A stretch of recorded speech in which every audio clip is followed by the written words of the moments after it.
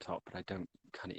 It's 5 years old, so I sort of aren't going to stream BlueStacks on it or anything because I know it'll just look awful. Yeah. So I tend to do most of the stuff just from screen recording on phone. And my God, it's so much easier. Even editing on the phone is okay. You can't do as much, but I mean, in terms of how easy it is, it's fantastic. Okay, looks like your 5 minute intro's come up now. I've got on stream. Is it the Millennium Falcon? Yeah, I should be up there in a second. yeah, sounds good.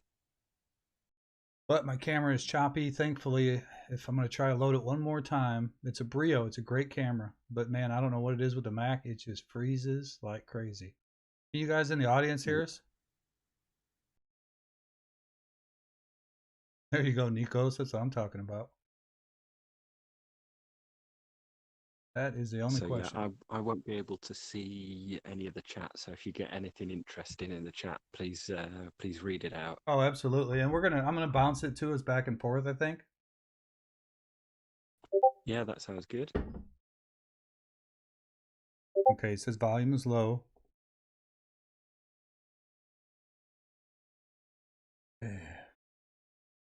Yeah, you might have to turn mine up slightly. So turn yours up. I know how to do that. Let me go over to. Sorry, guys. My Mac once again is smacking me in the mouth. Edit channel. Did this a minute ago. Down here. Voice and audio. Output volume, I'm assuming. Go ahead and say something there, Moon. Say hello to the audience. See if we're loud enough. A fan of the Old Republic, Knights of the Old Republic. You've got the game, absolutely timeless game. Yeah, I know. I just loaded it. I just started playing it the other day, but I've been so busy I haven't had a chance. It's all right, you're turned up. Yeah, my camera. I'm gonna switch camera, guys. My Brio does this, and usually after a reboot or two, it's fine. But for some reason today, it's just not doing well. Yeah, like last night, yours was working perfectly. Yeah, and then there's this. Okay, so where did you put it, Mort? Did you take it off? All right, I'm gonna have to add it real quick. Let's see. Audio input capture.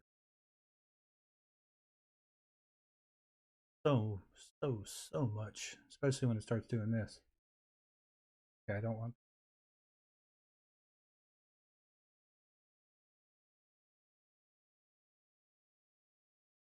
Let me put a little music in the background for y'all. I figured out a way to lower the music. Hopefully it's low enough to where you can hear guest. Shuffle.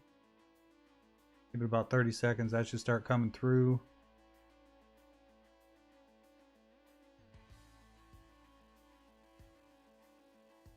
New one, not the old one. Face cam. Show my ugly mug. Don't have anything.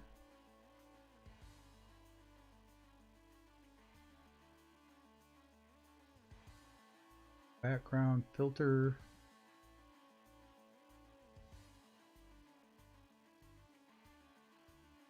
Chroma key. Chroma is up. Looks like crap, but I'll adjust it later. Turn it and resize it.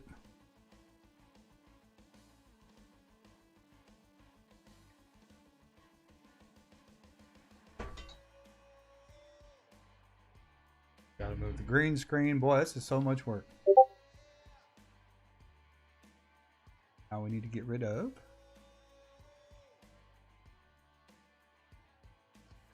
Old one that is frozen.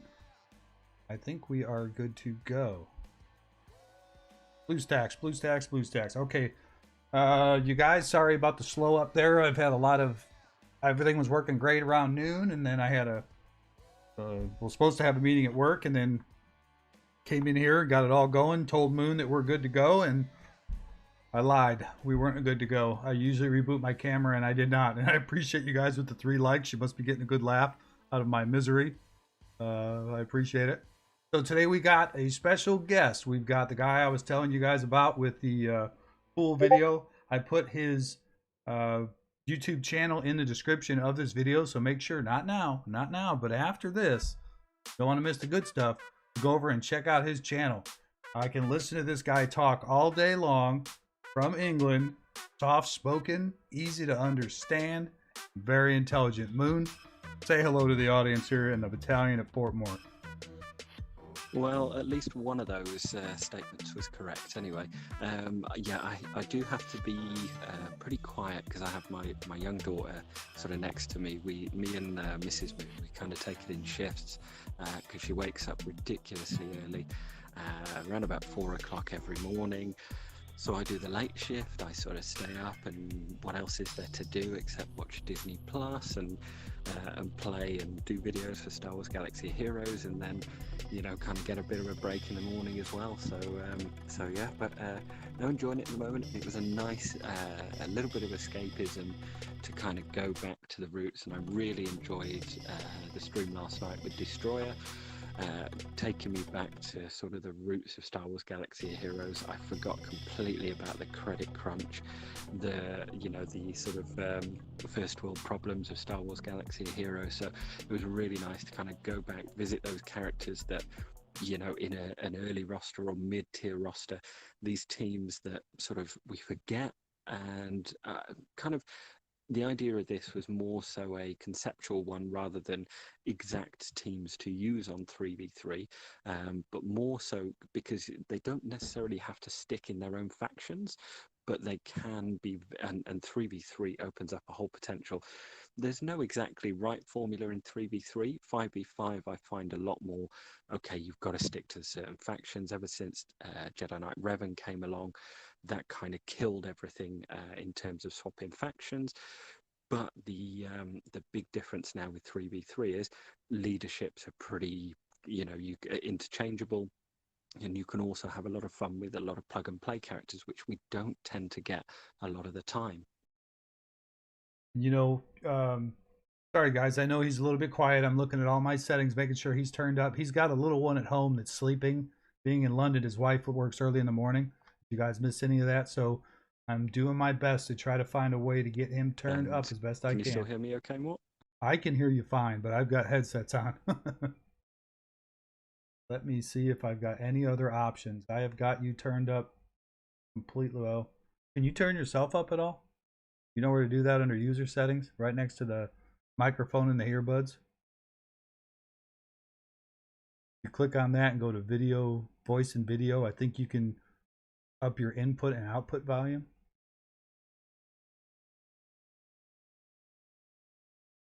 I had to turn the music off because it was drowning you out.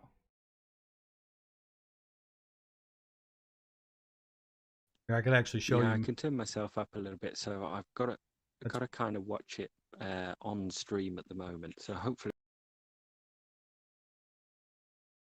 You cut out. You were all good, and all of a sudden said hopefully, and you went out on us.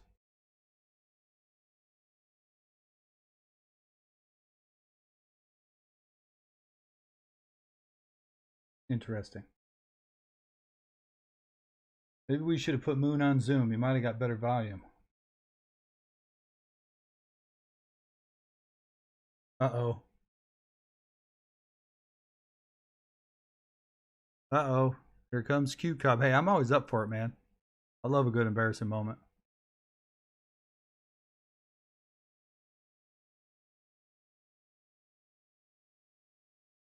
Tell me what you're working with. So I've there you turned are. it up. Hopefully you can hear that a little bit better. I can't hear you through the phone anymore, but I've turned the TV. Okay, you went back in and out on me again. Talking about the TV.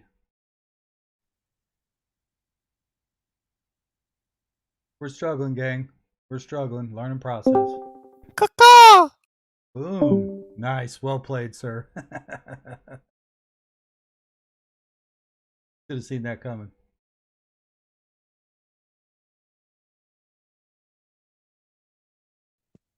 Yeah, so annoyingly, I can't hear it on the phone anymore.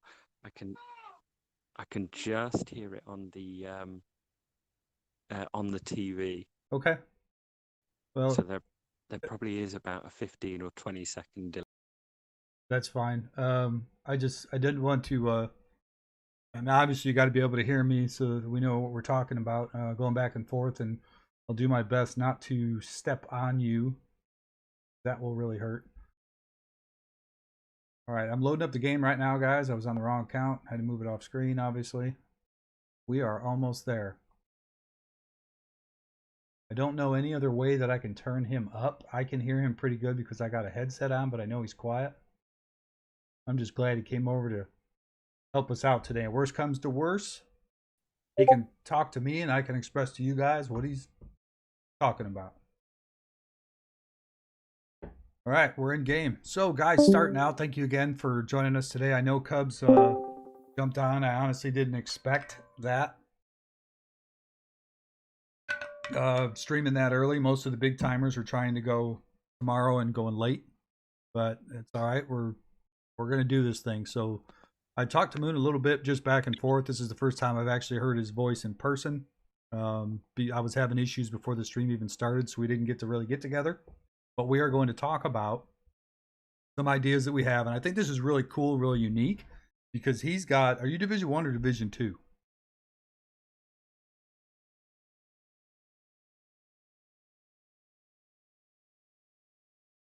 there, Moon? I'll try that, Cub.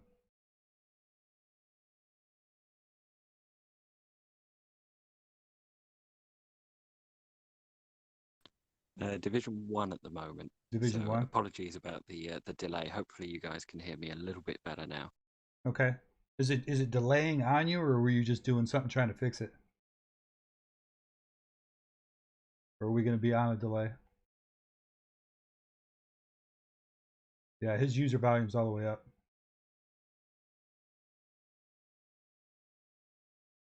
Name. I did hear you a little bit better though, Moon. No, all it is so I'm speaking on Discord at the moment, but the sound has cut out on the Discord chat, so I'm having to watch it on stream, and that might be giving a little bit of a reverb. Okay. All right. That's fine. All right, we'll move in. So I'll try to play to that. We'll go through. If you are watching, Moon, when I put my hand up like this, I'll be ending soon. You know what I mean? That way, you know that you can go ahead and go and talk about your teams. But anyway, Moon is in Division 1. I'm in Division 3. So we've got a decent separation amongst our teams, which is kind of unique because we've got so many different levels of players. And I thought we both thought this would be a really cool idea to look at teams and possible ideas. And we don't want to talk about the meta. We know that, Darth Revan and the rest of them are the typical teams, Malak and those types of things, Skywalker, etc. So if you guys have any questions about that, Moon has a lot of those teams on his, so feel free to go ahead and ask him any question you want. That's what he's here for. I'm hoping to join him over on his channel. Maybe it'll run a little bit smoother one day, or if I get it right. But see, go ahead and get over here. I'm going to go ahead and start pulling up the squads. But we want to talk about like your back end teams, something that can really surprise people, something to help on defense and help on offense. Yeah, I did both of those, Cub. He is completely turned up. I did it on a right click, and I did it in Discord settings too. He is to the max, all the way across the board. I'll double check it one more time, but 99% sure I got it all the way up.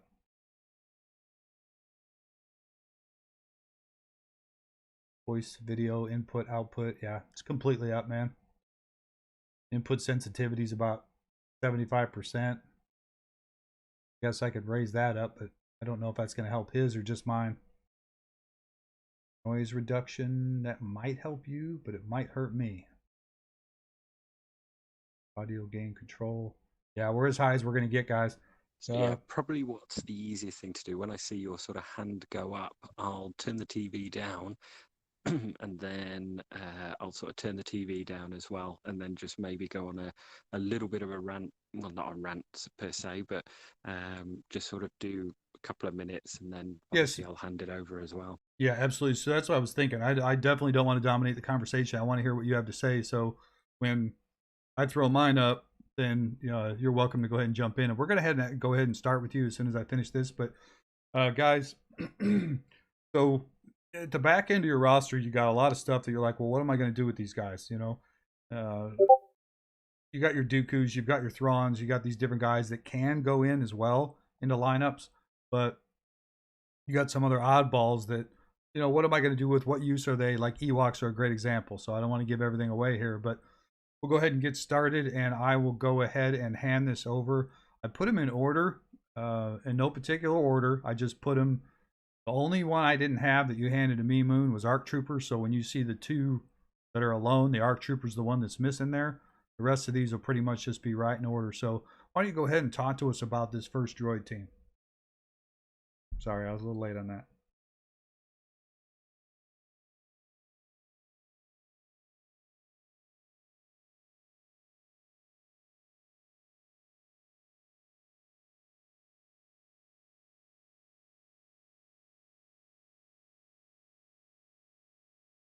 Hey, Dorado.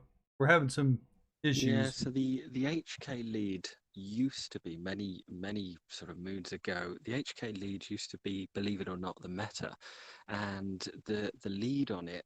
Maybe we're sort of clicking on that team and bringing it up just to show everyone as well, because obviously you can click on the line and then you can highlight the character just to bring up the the leadership and how it works.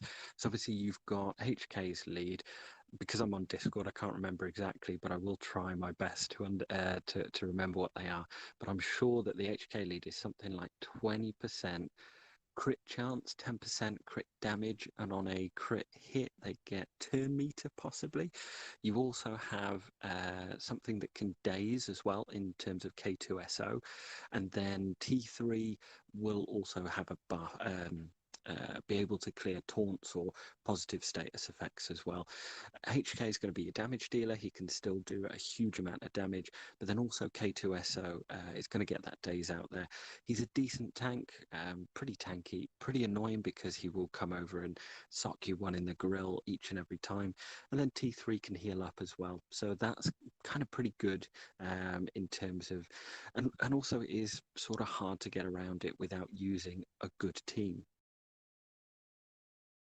All right, very good. So look at these. What he's talking about here, guys. You're talking about HK, where really he's only good right now is currently with the meta, and then not everybody's going to have the Rogue One guy here. I mean, he's a better man than me. He probably knows the name of each one of these guys because he's had them for a while. I don't.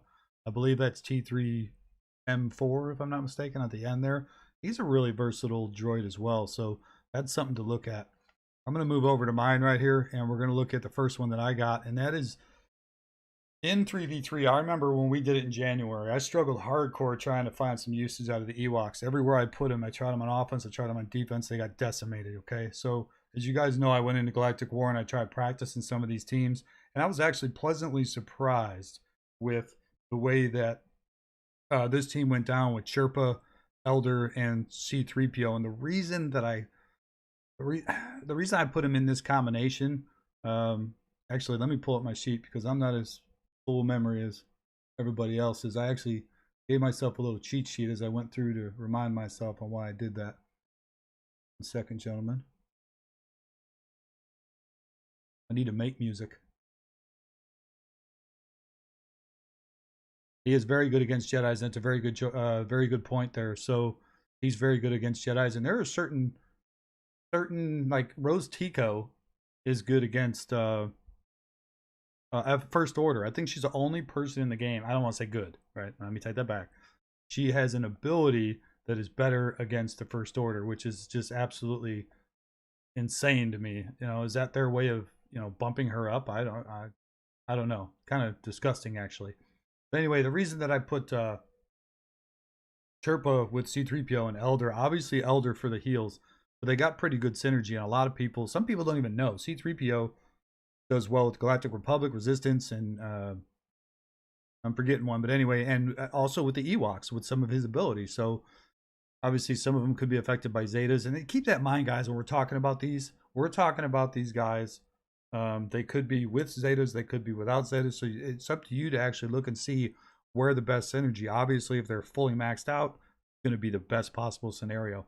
But in this scenario, they end up with 30% health, plus 15% crit, cooldown decreases on the enemy, 15% prot, exposes, 20% potency per stack. It can stack 3 times, offense down, and plus 60% crit damage per stack. So there's a lot of viability for, now for me, I know people say, well, you can put C3PO on a lot of good teams. In my lineup, I could not find a spot where I said, okay, C3PO is going to just blow this up. So instead, I decided to take a good team and leave it a good team instead of making it slightly better with C3PO. And I made a Ewok team viable. That gave me another team. And I'm glad I did in this case, because we ended up having to put 10 on one side and 10 on the other. I think I had 24 teams total, and not all of them were great. So keep that in mind, guys. We'll go ahead and move over to Moon here. Looking at the Han.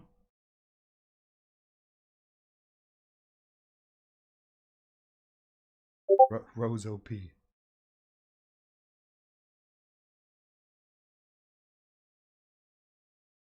with me, Moon? Yeah, so, and also, would you mind just clicking on the edit tab, just because I can't remember exactly what it is. I can remember old Benny's evasion. I think Raid Han's lead is plus 40% defense when they're above 50% health, and then 40% offense when they're below 50% health. So as I said, if you click on edit on those teams, and then you can obviously just highlight or hold down and have a look at the leaderships or their uniques and things like that. I sure will. As we go, obviously you don't even need the Zeta. You need about 3 Omegas for plan B, the leadership there. So that seems to be like very, very good. That's caught out a lot of people.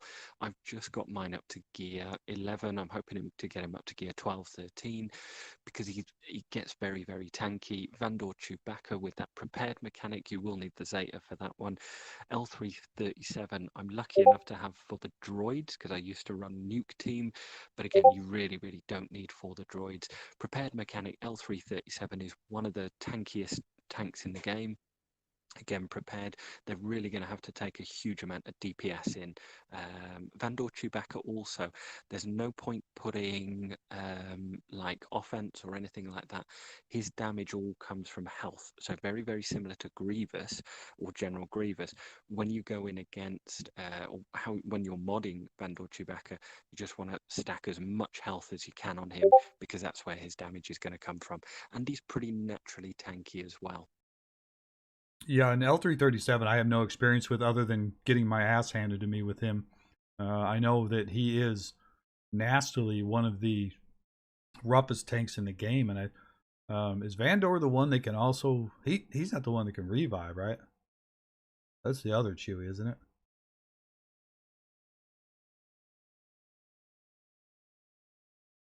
Okay, guys, so moving on to the next one, and I'll actually skip through these two real fast, but because I don't want to cover the Ewoks too much, but I wanted to start with my weakest points first. So looking at this one, Ewoks with the Wampa. So the lead gives damage and turn meter at 20% health. No, that's Vandor Chewbacca can revive with the prepared mechanic. So prepared mechanic, not exactly sure how it works off the top of my head, but if you click on the abilities, it will bring it up anyway. But yeah, he's one of the most annoying characters paired up with L3. Gotcha, thank you. Okay, so with Wampa, and then Logray and Wampa both, I really like this. They both lay a daze, and I know that, I'm pretty sure, I know that Lograys is not avoidable, and then you've got Wampa there thrown out, so you've got a double daze. So pretty much the whole fight, if you play it out right, you can keep them dazed, and turn meter gain on everybody. So the reason I put those two together is because both of these guys actually buff all allies. So I thought that was kind of unique in that manner. And then the only downside to this team that I can see is as the Ewoks get a little bit faster, they may overrun Wampa. But again, this one's kind of a theory craft, but there's also a lot of healing here for no healer there too. So, and then on the next Ewok, we got the best, it's the best Ewok synergy amongst 3. As you guys know, the 5, it kills them by not having 5. But when I went through the kits, the synergy was the best amongst these 3. Wicket gives Paplu a taunt, or Elder a stealth, depending on what you want to choose. So if you use Wicket's, I think it's his last ability, you pop that that hit, and then you target Paplu. He goes straight to taunt. It's actually, he goes into stealth, but when he stealths, he goes straight to taunt. And then same thing for Elder. You want to keep him alive. You target him instead, and then you put him in stealth. And at least only Wicket and Paplu are under. Me personally, I would probably put it on the taunt, but that's up to you guys. So we're going to go ahead and move over to Moon right here. Let's see.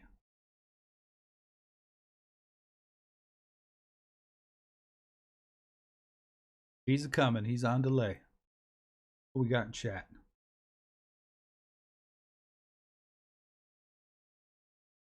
Yeah, he's been in there before. He knows every freaking channel, this guy.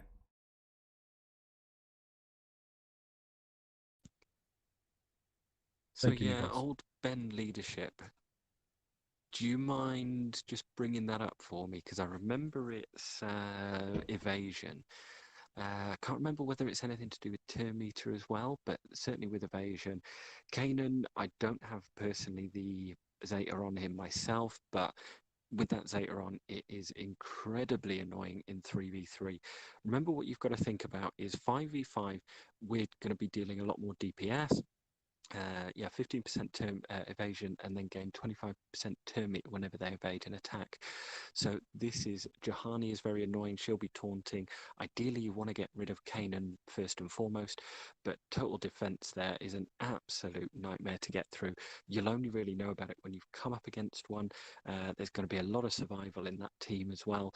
So unfortunately, it's going to have to take a mechanic which can get through a taunt.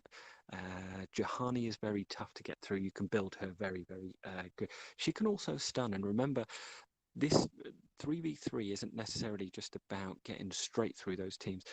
This is about controlling the board on defense. So what I mean by that is sort of playing to your strengths.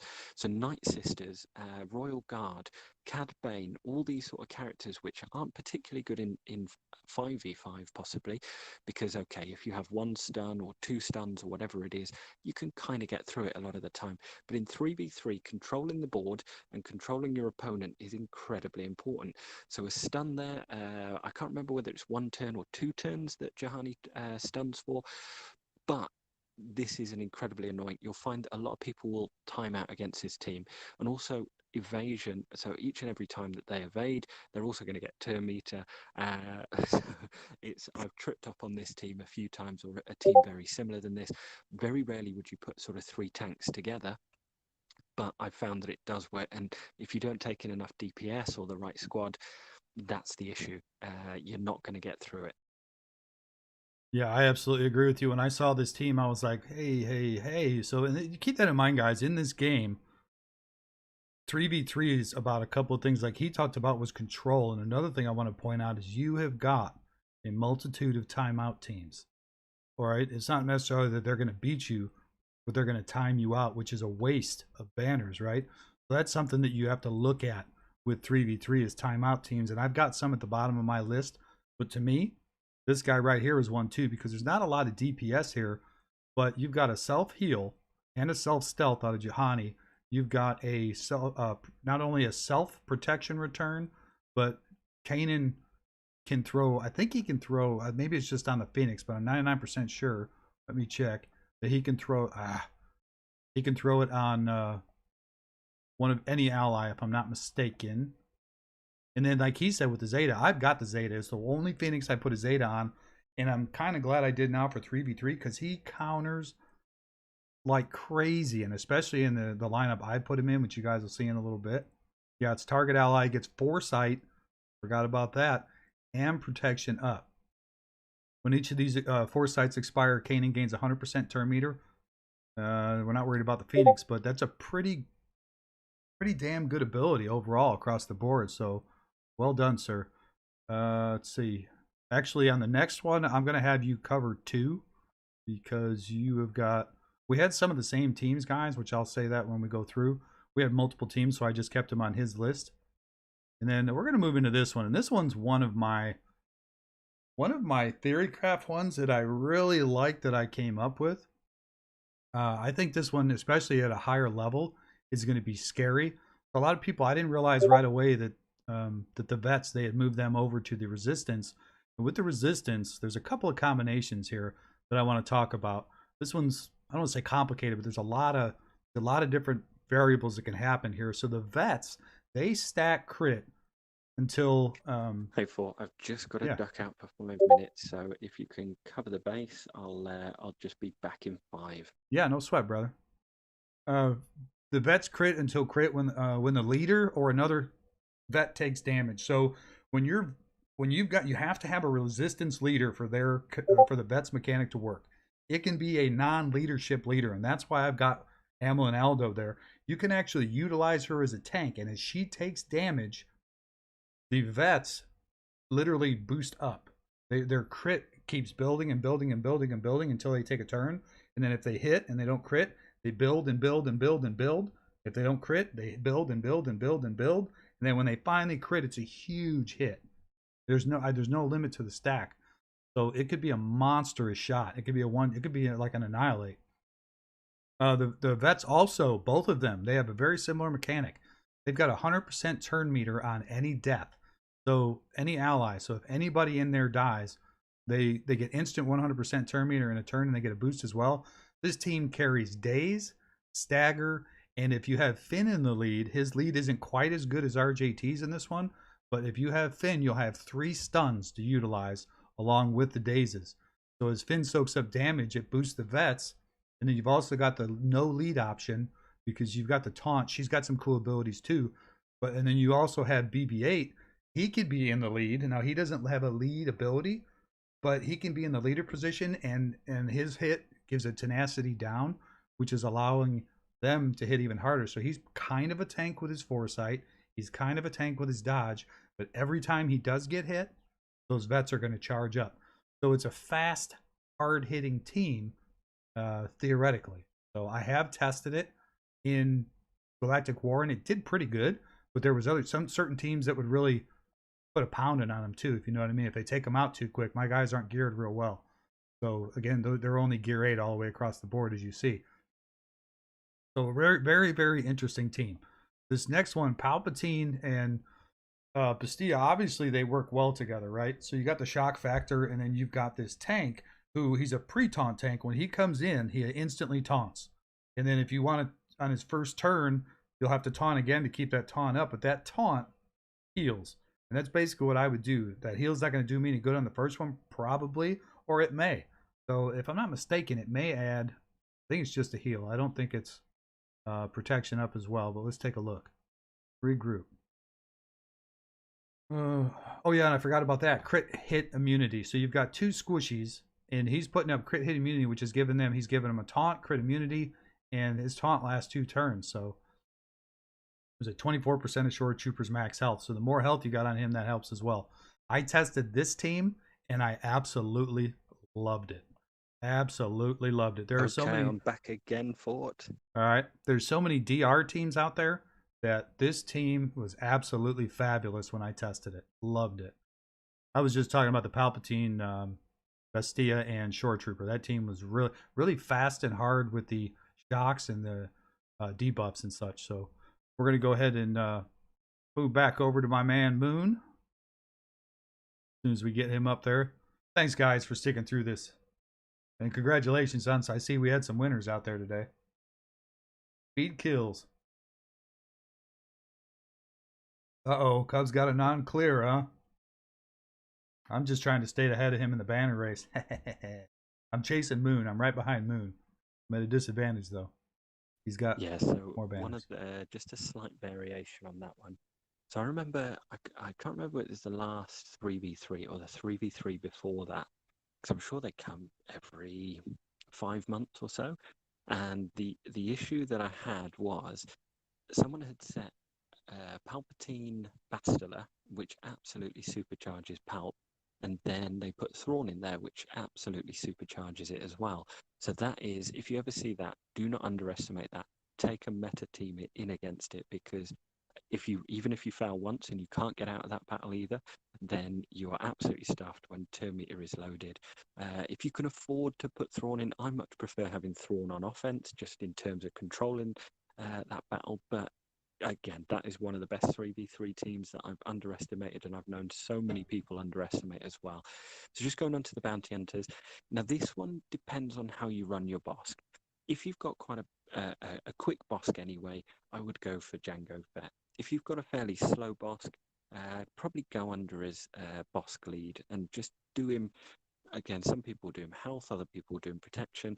In terms of whether he's gear 10, 11 or something like that, 100% worth the Zeta as well.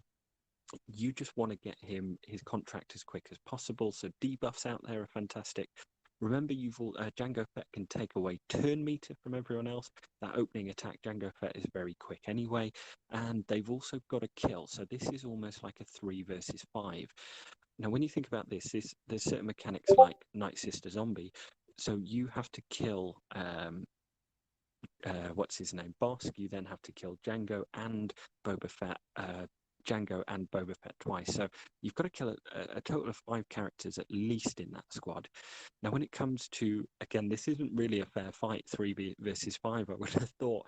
But also remember that when Boba Fett, he can go through taunt, and also he can, if he gets a kill as well, he's going to have, same as Jango Fett. So if they get a kill on them, you've then got to kill them twice again. And with only 2 players out there, it's even tougher. So bounty hunters, I much prefer on defense, as opposed to 5v5. I much prefer them on defense on 3v3.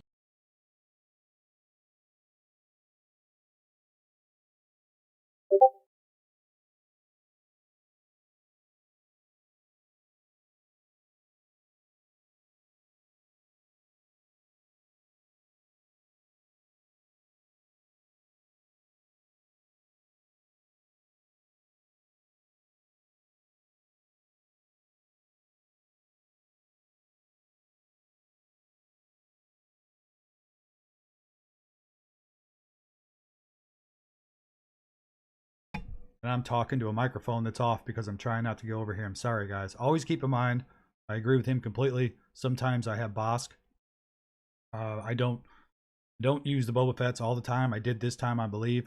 But I try to split Jango off into something else. But in this... off. Mic off. Mic off. He even did it beforehand. Well played.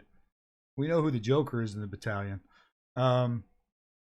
Excuse me. So we'll go ahead and move on to my next one. Moon, on the next one, do me a favor, buddy. You're going to cover 2 in a row. I'll go ahead and click through as you're talking. You won't be able to see it because you're on delay, but I'll be doing it. Darth Vader, Tarkin, and Stark. So I really liked the way these guys work together. I didn't have a place I wanted to put Vader, but I do. I love Tarkin. I absolutely love Tarkin. I think he is one of the underrated characters in the game. He's very tanky. Vader's pretty tanky, and then of course Stark's a little squishy. But under this, you've got a ton of Rebel synergy for one. So if you can find a good Rebel team to go after with these guys, it's a real debuff hell team. I also said you could switch out Maul with Stark on this one. And I'm not going to be using my Imp Troopers probably anywhere. So I was comfortable with doing this. But if I thought I could, I would just switch Maul in. I didn't find a place for my Maul because he's squishy as well. I'd really like to find a place for his leadership. If you guys aren't aware of his leadership, it's really unique in the manner that I think if they crit, whoever gets crit, his leadership puts them under stealth. So you're playing a game of whack-a-mole. It's incredibly, incredibly annoying. So keep these guys in mind. Like I said, Vader can go in many spots, but the real thing I love about Tarkin is not only the debuffs when he's on a good debuff team, is that reign of his, because it builds up every time he uses his basic. It gets stronger. He's based on his potency, I believe, is how much damage he does as well. And then he removes turn meter, and it's a guaranteed removal outside of missing. So it's a really cool team.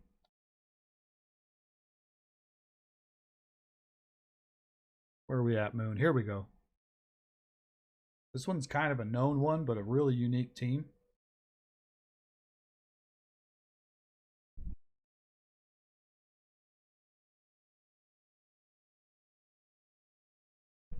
Mr. Moon, Mr. Moon. Did you notice my thumbnail, Moon, when you come back to Yeah, me? so this one comes down to ZAM leadership. If you wouldn't mind just bringing up that ZAM leadership, because the problem is with bounty hunters, people only ever run 2 leaderships, and that's the Bosk and that's the Django lead. A lot of the time, when in 3v3, you don't really want to put a healer in there, but ZAM, her lead works on thermal detonators. So you've got 3 people in there who are able to apply thermal detonators. As you've seen there, Dengar would usually sit in that Bosk team, but we've got plenty of DPS in there. We've got plenty of healing on Bosk naturally anyway. So it's not like 5v5. We don't have to chase a huge amount of healing. But on this as well, whenever they take a thermal detonator, I think it goes up to 4% on if you get the Omega as well. So Greedo, brilliant character. I know you like Greedo as well, for again stripping turn meter and throwing out thermals as well. You can also chain off if you've got him enough crit chance as well. He can go off massively in terms of damage. Dengar can go under stealth as well. Very tanky character, but also he's going to put a huge amount of healing out there with his thermal detonators as well. So this is going to be a team is going to get underestimated a whole lot, and it's going to be it's also going to be sorry, I've just caught sight of you doing 6 guns of fun there. That kind of put me off. But yeah, Dengar is he's a tough character to get through, because you want to get through him quick, but also you want to you don't want to negate Zam, because she can explode those thermals on a basic, I believe. So if you start stacking up those thermals, it's going to be a big hit there.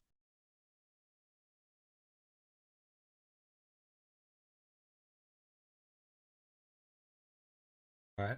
Hopefully you heard me talk about having to do 2 in a row here so you can get caught up.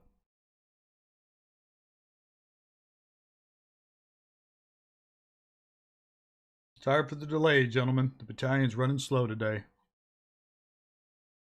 I'm so excited, though, having That's No Moon. That is a moon, guys. Today it is a moon. Check out chat.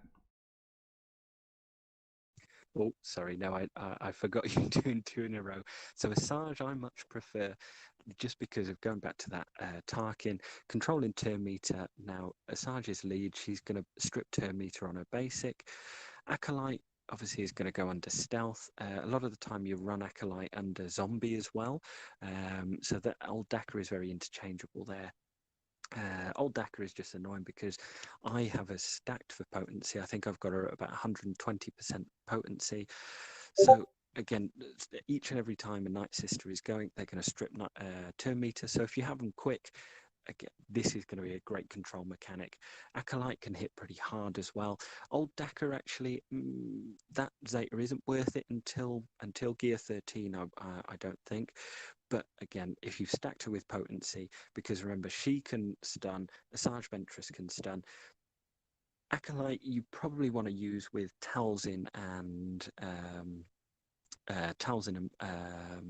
Talia even.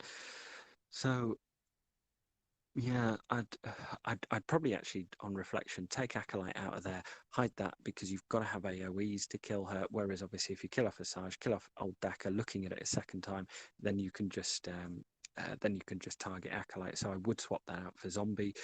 So yeah, I would swap Acolyte and I would swap Zombie for those 2 teams on reflection. But yeah, I really do like Night Sisters. I think they're fantastic. They don't give anyone good banners. They cause people an absolute nightmare, especially at relic levels. But even they're pretty quick. Again, that leadership, anything that adds 30 lead, because when you've got Talzin and when you've got Asajj there, they're both going to add plus 30 speed and a whole host of goodies as well. So pick your poison really with Night Sisters, because there's 2 very good teams to do that. But as I said, I would switch out Zombie and I would switch out Acolyte. I think you've got Initiate in there, Acolytes that it might be, I can't remember from the character portrait. But yeah, Night Sisters, do not sleep on these teams. They are tough to get through. Yeah, actually, and I'm glad you said that. Pull him out, because I think the zombie in general is the one that I've got. I've got a similar team on over on mine, which we'll get into in a second. So moving on to the next one, guys. I said I wouldn't put any metas in there, but I did want to throw this one on the list. And the reason I wanted to throw it on the list was There's a lot of options for Grievous, and honestly, I struggle trying to figure out who I want to put with him. And I'm going to give you my take on it. Again, take that with a grain of salt. Maybe Moon's got some better input, playing this a little bit longer than me. Oh, almost spilled my drink. I'm not even drinking. So I wanted to kind of cover this and maybe get everybody else's input on this too. So Grievous in 5v5, obviously, as droids die, he goes to 100% turn meter, and of course he blows up, right? And he starts killing stuff. In this one, he's not going to have that opportunity because there's 2 less droids. So he's not quite as dangerous, but he's also harder to take down. I have a 3.7 million GP. Want to do a comparison between our accounts? Yeah, absolutely. I'd love to do that. I guarantee my bloat will, won't compare. But that's okay. It's about the way I play mine, I guess. But anyway, GG. The reason I put these certain ones in here, B2 obviously gives him some boosts, and B1 they work together really well. So this is your standard team. To me, the other guys that you throw in there, Droidica, Magna Guard. Magna Guard's kind of a meat bag because you put him basically under a tank or under a bubble, and then Magna Guard, you can protect him sometimes with the health from B1, but for me, it's kind of a sacrificial lamb type team. So my thought process was you either always go with, in my opinion, GG and B1, because B1 will heal GG, which is nice, or the other droid if you choose to do that. The other droid, like BB8, he can dodge, of course, a lot. He's very dodgy, and then he gets foresight and such. And then Magna Guard, if either one of them are in there and they go down, that immediately. So for me, if they hit him, one-shot one of them guys, because you're not going to one-shot Grievous. You definitely can't one-shot B1 because his stacks. So if they take out one droid, GG instantly goes psycho and takes a bunch out right away. So in that manner, B1 can last to a second battle, right? He might even make it to a third battle. So that was my thought process with leaving B1 in there. I think he's, in my opinion, a necessity. I hope Moon talks on that before he starts on his next one. By the way, Moon, you're going to do 2 more. But overall, I think this is still something that needed to be talked about inside of the meta, because this team in general is it's beastly, and it can be used well on offense. It can be used well on defense. There's a lot of opportunity there. So, if you guys got any feedback on that, I'd love to hear it. I put GGR6 with Django and Newt. Yes, that is a very typical team, actually, Nikos. Not that it's any easier, but so my goal in this one and his too was to try to get teams that people are surprised by. Yeah, so going to General Grievous, obviously you've got a nice one at relic level 3 there. Now B1, the other thing to note is if you can't finish B1, he will also start the next battle. So if you 2-shot the battle, he will start with 100 stacks again. Even if he's on 1 stack on that first battle and he survives, I didn't know that. He's going to have 100 stacks. B2 is very good in there, but I actually prefer Magna Guard. Magna Guard with the taunt is incredibly annoying, and I actually haven't placed B1 in with that. My 3v3, I placed General Grievous, I placed IG 100, and I placed Wat Tambor. The reason being is Wat Tambor is going to pretty much get the shield tech on him. This is a little bit later game, but he gets the shield tech on him, and then Grievous gets the weapon tech on him. So he's going to also, there's no revives against this. So Wat Tambor is a separatist, so if he goes down, then he'll Grievous will take a bonus turn, and also if Grievous kills anyone with a weapon tech on them, and this also works very well with Jango Fett as well. So there is theory crafting with Wat Tambor. I could sort of go on for a long time about Wat Tambor, but I won't, because it's again a little bit probably far away for people watching as well, and it's all dependent on guilds, and 3.7 you don't really need to be focusing a huge amount on that. But in terms of that team, what I would do is again later game, that's sort of what I can do, and then I can stick in the other droids in another team as well. BB-8 is good. He'll heal up all other droids, so Grievous is only going to really see that effect, but any extra health on Grievous, Illuminated Destiny is going to give him a whole host of goodies as well. Grievous can stun, which is great, and B1 is probably pretty good. IG is a nightmare to get through, but also B2, if they're trying to focus fire on B2, it's a little bit more exposed. Droidica isn't a bad option if you do have him in that squad, because he can there's a damage immunity there, so they're either going to have to go straight for B1 or straight for Grievous. They're not going to bother unless they've got a dispel, but Droidica can quite easily end your day as well. That Mother Towels in Spirit and Zombie, as I said, I'd probably put Acolyte in there instead. Plague is always a nightmare. There's no easy way of getting good banners against this squad. You've just got to one-shot it. You've just got to not underestimate it. Spirit can hit very, very hard, can stun. Mother Talzin can stun with a special, call them all in and get Night Sister Zombie. I mean, when you think about 3v3, it's also a very viable option not to try and one-shot, because everyone gets into the habit of trying to one-shot, clear everything. Remember, a very viable option on 3v3 is to take one character out, or try and take the leader out, or try and waste some cooldowns as well, because the likelihood is you probably won't be able to save enough teams for knocking out everyone in one shot. So that's kind of a real issue that you've got. So don't be afraid of like getting those opening specials out the way, and then taking in a very strong team. So don't be afraid to sort of burn squads as well. Darth Maul, this is situational on if you have the Zeta. The one that I like there is Count Dooku. Now, a lot of the time, and like a little bit towards the further end of the game, Newt Gunray, you'd probably put him under there as well. But Darth Maul I do like, if you wouldn't mind just bringing up the Dancing Shadows ability and what it does, because I think it activates more on. You might have to go back to the actual character screen itself to see the effect of the Zeta. But as far as I remember, oh no, it does it there anyway. All allies gain 20% evasion and 20% turn meter. So if they're targeting people with AoEs, again, if it's a case of they dodge, they're going to be gaining turn meter. If it's a case of they hit Dooku, he's going to be countering. So he can also stun. They'll evade, as you said. It's like the whack-a-mole in there, and also you can put a tank in there as well, like a pre-taunt. It's incredibly annoying squad in 3v3. It is a very viable squad, and it will trip up a lot of people because of that evade mechanic. Same as old Ben as well.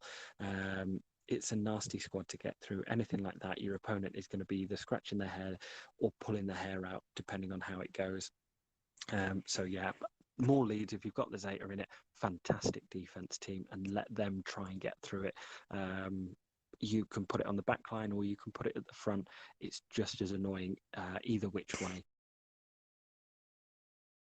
All right, very good. So moving on to the next one. Let's see. We have got the Night Sisters. So this is kind of what you were talking about a minute ago. This is one of the combinations that I had. Excuse me. On the next one, Moon, we'll both cover Jawas back to back, by the way, because I want to kind of debate that one. And I actually want to hear your take on it, why you went the way you did, and maybe something I'm not aware of. And so for this one, excuse me, as you see, we've got the Asajj lead. She's got a great lead. And the reason that I went this route is this is a bug killer. And I stole this one from another YouTuber. Who was it? I want to give credit where credit is due. Let me think of it. But they had done a video early, I think it was last year, but this team was really good at taking out the bugs. Now it has to be played well. It could time out if you're not geared right. There are some gear restrictions. It is recommended that you're at a minimum the same GP as the bugs. But the way it works out is Daka's got to be somewhat tanky. She can take some hits because she's obviously got to survive to bring Asajj back, right? Zombie goes away if everybody's gone, so that Asajj, every time Zombie hits, she retaunts, Asajj ramps up. So after 3 minutes of this, she's hitting them bugs so hard, plus she has a stun, plus Daka has a stun, right? There's so many variables to this. So in a 3v3 scenario, this can be your bug killer. You may want to consider, as much as I like putting, I actually like putting Mother, Zombie, and Daka on defense. I may need to reconsider for this, depending on how these Jawas go. So I'm gonna get into that in a minute about the Jawas, but keep this in mind. I'm trying to remember if the Zeta mattered or not. Let's see. I do believe it does. Yeah. So the lead would help definitely. I do recommend the Zeta on that lead, but it is a good bug killer team for sure. But just remember, it is a long fight. It is a very long fight. All right, moving on to the Jawas. This should be a good debate. We agree on 2 of them, Nebbit and Engineer. But I've got Scavenger. I don't know what these Jawas do. He might know something I don't. Come to us, Moon. Moon, my guests. Moon, my guest. All right, Nikos. All right, buddy. Appreciate it. We'll see you. Thank you for sticking in. I heard him try to get in there. I heard you, Moon. No, that's not the case. I just put 3 Jawas in. I haven't looked into it enough, and I didn't actually place them, but I did want to have the discussion about the Jawas. Now, this wouldn't necessarily hold, but it doesn't matter that much. Again, in defense, you won't always be able to stop your opponent. I can't remember whether it's Jawa Scavenger that needs to be present for that. If Jawas get hit, they put out a thermal detonator. But yeah, I can't remember exactly why I put Dathja in there. I think he's got an AoE possibly, so I think that's why I put him in. But yeah, it needs to be the same GP level, or it needs to be the same relic level if you're going up against them. 3v3 is probably a little bit easier, depending on if they've got Spy there. So if they've got Poggle without Spy, they're not going to get through. But yeah, Jawas, not necessarily a team that is going to get you defensive holds, but it will strip banners. It will stop people from scoring high. So that's kind of why I went with Jawas anyway. But yeah, I can't remember which ones you need for the thermal detonators to proc. But yeah, Jawa Scavenger, that's what I go with instead of Dathja. Good, then we definitely agree there. So guys, excuse me. So I was really hoping for a debate here. I was really hoping that there was something he knew that I didn't. So with the Jawas, at first I didn't think that they would be viable for going against the Geos, but because to what he said, as long as they're in range of the Geos, I think they actually could be viable. Now in my case, I put my Jawa Scavenger at G12 for my. Oh, by the way, Moon, you're at the home of the Jawa. We're not nearly as bad as Urs, but you're at the home of the Jawa killed Geos. We love it here.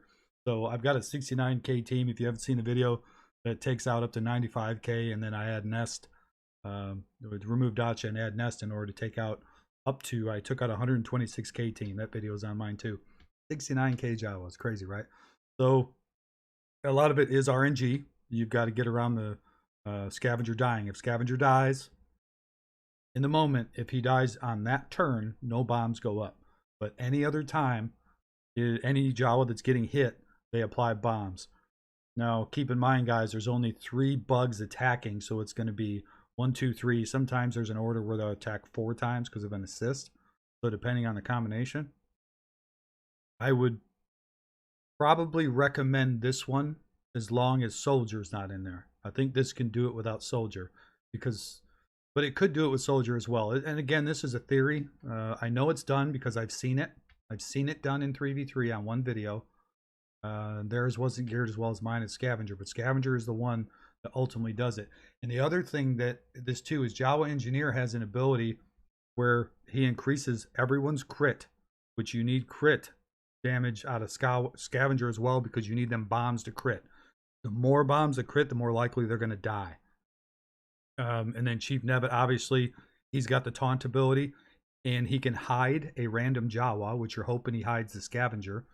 And then, actually, let me take that back. In this combination, this is another reason why I think it'll work. Where's it at? Sheltering, ambush, distracting, raiding parties, maybe. One of these, he hides 2 Jawas. Whoever the 2 Jawas that assist both hide. So Nebbit will still be up even if he doesn't taunt. So as long as you get him there, engineer does speed up. So there is a possibility. I'm actually expecting geos in my on my guys' defense. I haven't looked yet. I'm going to use these guys first. If they don't make it, my geos will overpower theirs. I'm not worried about it. I save them. But this is a viable team if they're geared right. Keep in mind, you need crit avoidance arrows on everyone except for Nebbit. You're probably going to need a lot of health and all that such. So I believe it was Nebbit, if I'm not mistaken. Let me look. Yeah, I put a speed arrow on him. Engineer needs to be kind of fast. Nebbit needs to be fast. And Scavenger needs to be below those two, but in range. So it is a viable counter. Yeah, Scavenger does detonate the thermals. See, Cub, see, who's leaving? Oh, I thought you were leaving, Cub. You're talking to him. Anyway, so this is a viable team, guys, if you're within range of those geos. And again, it is RNG dependent, but who's really using their Jawas, right? Oh, don't go out, Mort. All right. Sorry it's a little bit slower, guys, with the delay, but got to get him to his team here, and it's going to be even more delayed. I should have moved this over earlier. This one I'm curious to hear about. I struggled finding a good team for Akbar. I've got to also have a G12 Akbar, and I struggled to try to find one, so I'm curious to see what he's thinking about this one. But this is two characters that a lot of teams or accounts really don't use.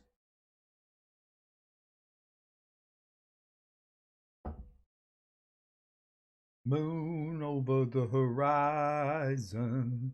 I don't have much of a voice, guys, so you're going to have to suffer. Hey, Rodeo Clown, what's up? Thanks for the info. Love to hear the input, and you correct. They do. He is the one that detonates. They can go off. Yeah, so this one's earlier. a little bit of potluck, and it's a bit machine gun layer. On Akbar's lead, whenever anyone uses a special, people will attack out of turn. You're hoping that machine gun layer is going because she can hit pretty hard as well. So Akbar has two abilities where he's cleansing and putting advantage up possibly, and then also old Ben has two abilities where he's not attacking. So a lot of the time you're hoping that it's not going to be Akbar and it's not going to be old Ben attacking most of the time. And also Leia can go under stealth. You've got a tank there in Obi-Wan who is pretty good. So again, this is more so the premise of if you've got a decent hard hitting Leia, she can be pretty problematic for everyone. They're usually going to get stuck behind old Ben, and he's also got ability block, so that's going to slow everything down as well. And a lot of the time they're going to be either cleansing or they're going to be healing, because remember Akbar is a passive healer. When he gets rid of debuffs, he's going to heal up. So and also Leia can go under stealth, give herself crit chance if I remember right. So there's a lot of good synergy with these three as long as Leia does take a turn. But it is an annoying team to get through, and I can't remember exactly what it is Akbar's lead is. So if you wouldn't mind pulling that up, because that will remind me as well. But I remember when I had a quick look at these, I remember that I was like, oh yeah, that would be pretty useful. Yeah, his leadership, I showed it up there a second ago. His leadership has got, like you said, and that's exactly what I was looking for when I was trying to fit Akbar. People with a little bit of damage, maybe a tank. So I'm surprised I didn't come across it. And that their non-attack abilities is actually what it is. It's not the specials uniques, it's the non-attack. So, but to your point, you're right. The old Ben has got the two abilities. I forgot about that because his ability block ability, his wave, is not an attack. So ultimately, you've got 2, 1, and 2. You've got 5 total non-attack abilities. So every time that you put up a buff, you're still assisting, and that's freaking amazing. So that actually might be my favorite garbage team on this list so far. So well done, sir. Well done. So this one right here, I do not have these at a power level, but I looked over their kits and I was looking for something with the droid faction, basically, and I came across IG-88. Now, his lead in particular, obviously, is going to... He may be one of the only bounty hunters in this 3v3 to be able to get his,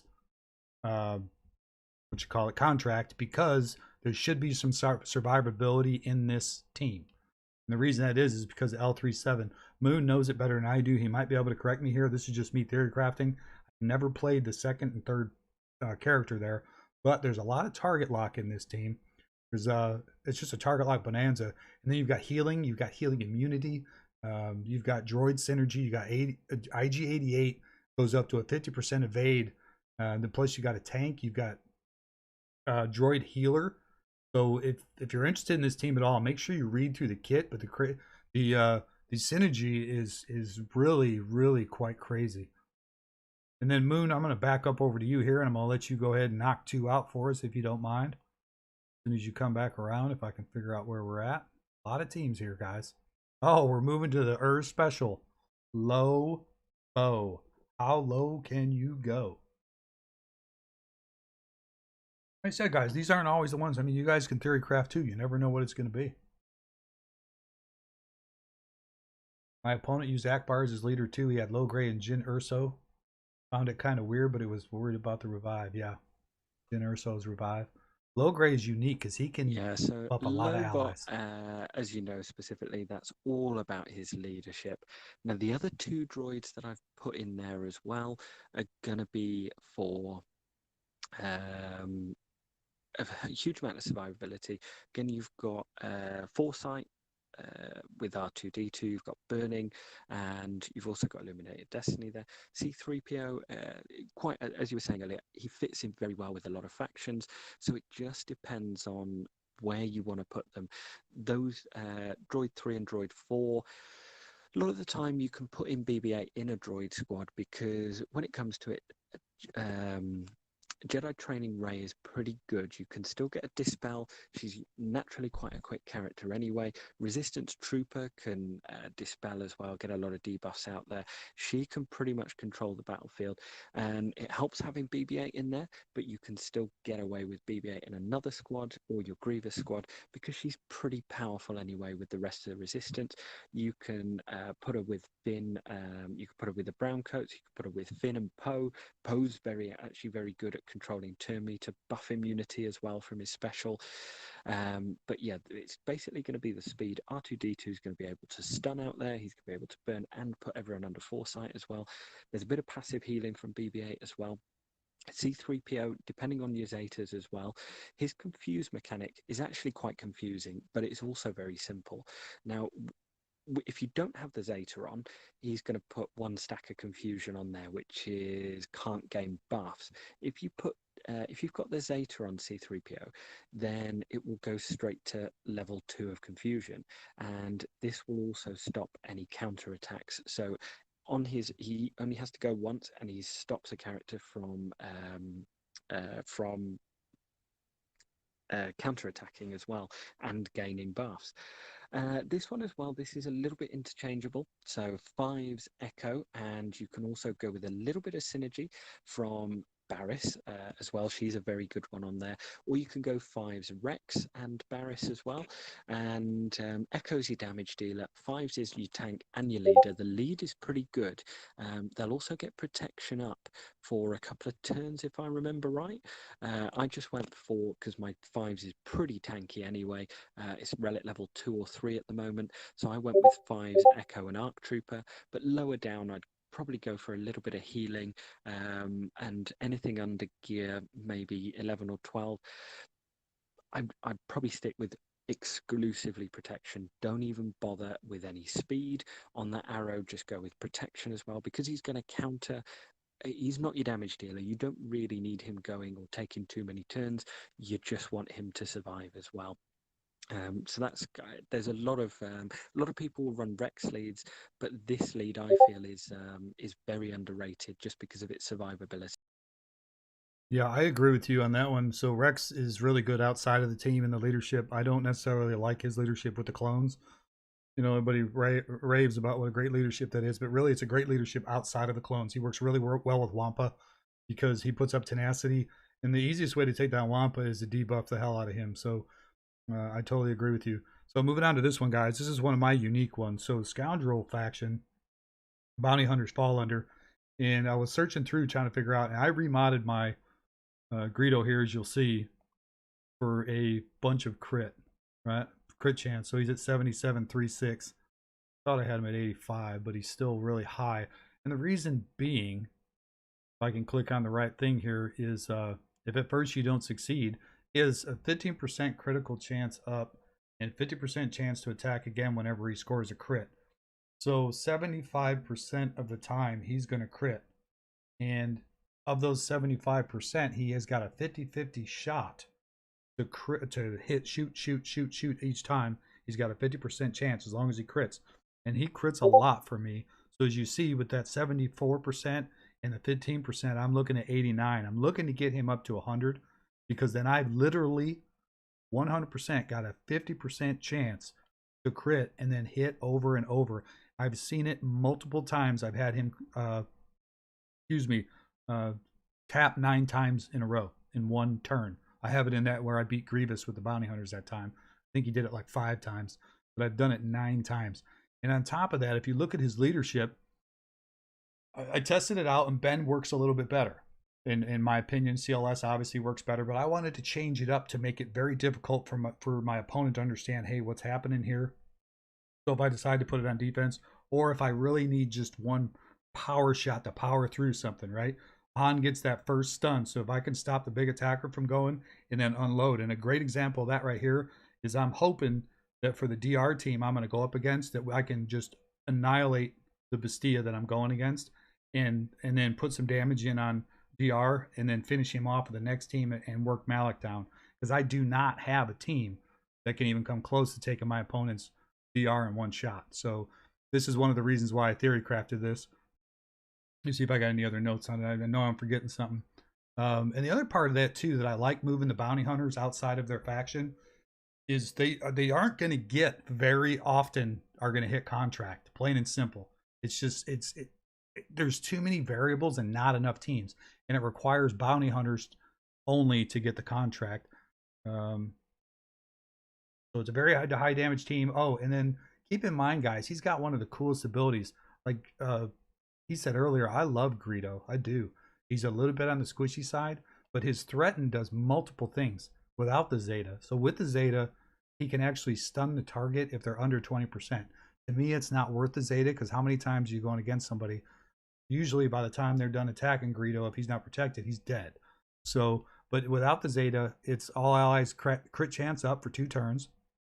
So guess what? I'm 100% under his leadership, right? I'm assuming. It says all allies, so I'm assuming he's there too. Correct me if I'm wrong, Moon, but that puts me at 140% crit chance, which means I'm at a 50-50 shot to keep tapping, right? And then reduce target's turn meter can't be resisted except for raid bosses by amount equal to Greedo's critical chance. Greedo then gains an equal amount of turn meter removed this way. So you're pulling. I loved it. That's when I beat Grievous that time. He was at 90%. I pulled all his turn meter, gave it all to Greedo. He tapped him 4 times. Boss turned around and stunned him, and then it was game over. He never got another turn after that. So I think it's a really great ability, and everybody knows Han and Chewie's abilities. So basically, it's a high damage team with 2 stuns between Han and Chewbacca. Of course, if you have the Zeta there. So I really, really, really love the theory craft of this team personally. I think it's going to do really well.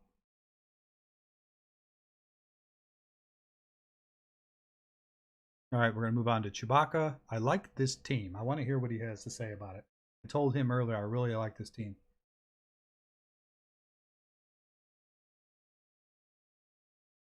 I got to keep singing for Moon to keep it alive. Moon, moon, moon. Moon and the stars. Where you at, Bubba? Show us some love. So the only thing that will rain on your parade with Greedo is correct. You are correct. It's like a flat stat in terms of percentages. So yes, you do have X amount of. So if the enemy has 0% crit avoidance and you've got anywhere over 100, you've got 100% chance or a guaranteed chance to crit. If they've got crit avoidance, which a lot of the time, until you're about 4.5 million GP, 5 million, you don't start seeing those on characters, or unless they are very, very good at modding. But yeah, you will more so at the lower level see protection as opposed to crit avoidance. The max that they can get is 35%. So if you do want to absolutely guarantee a critical, you need to get to 135%.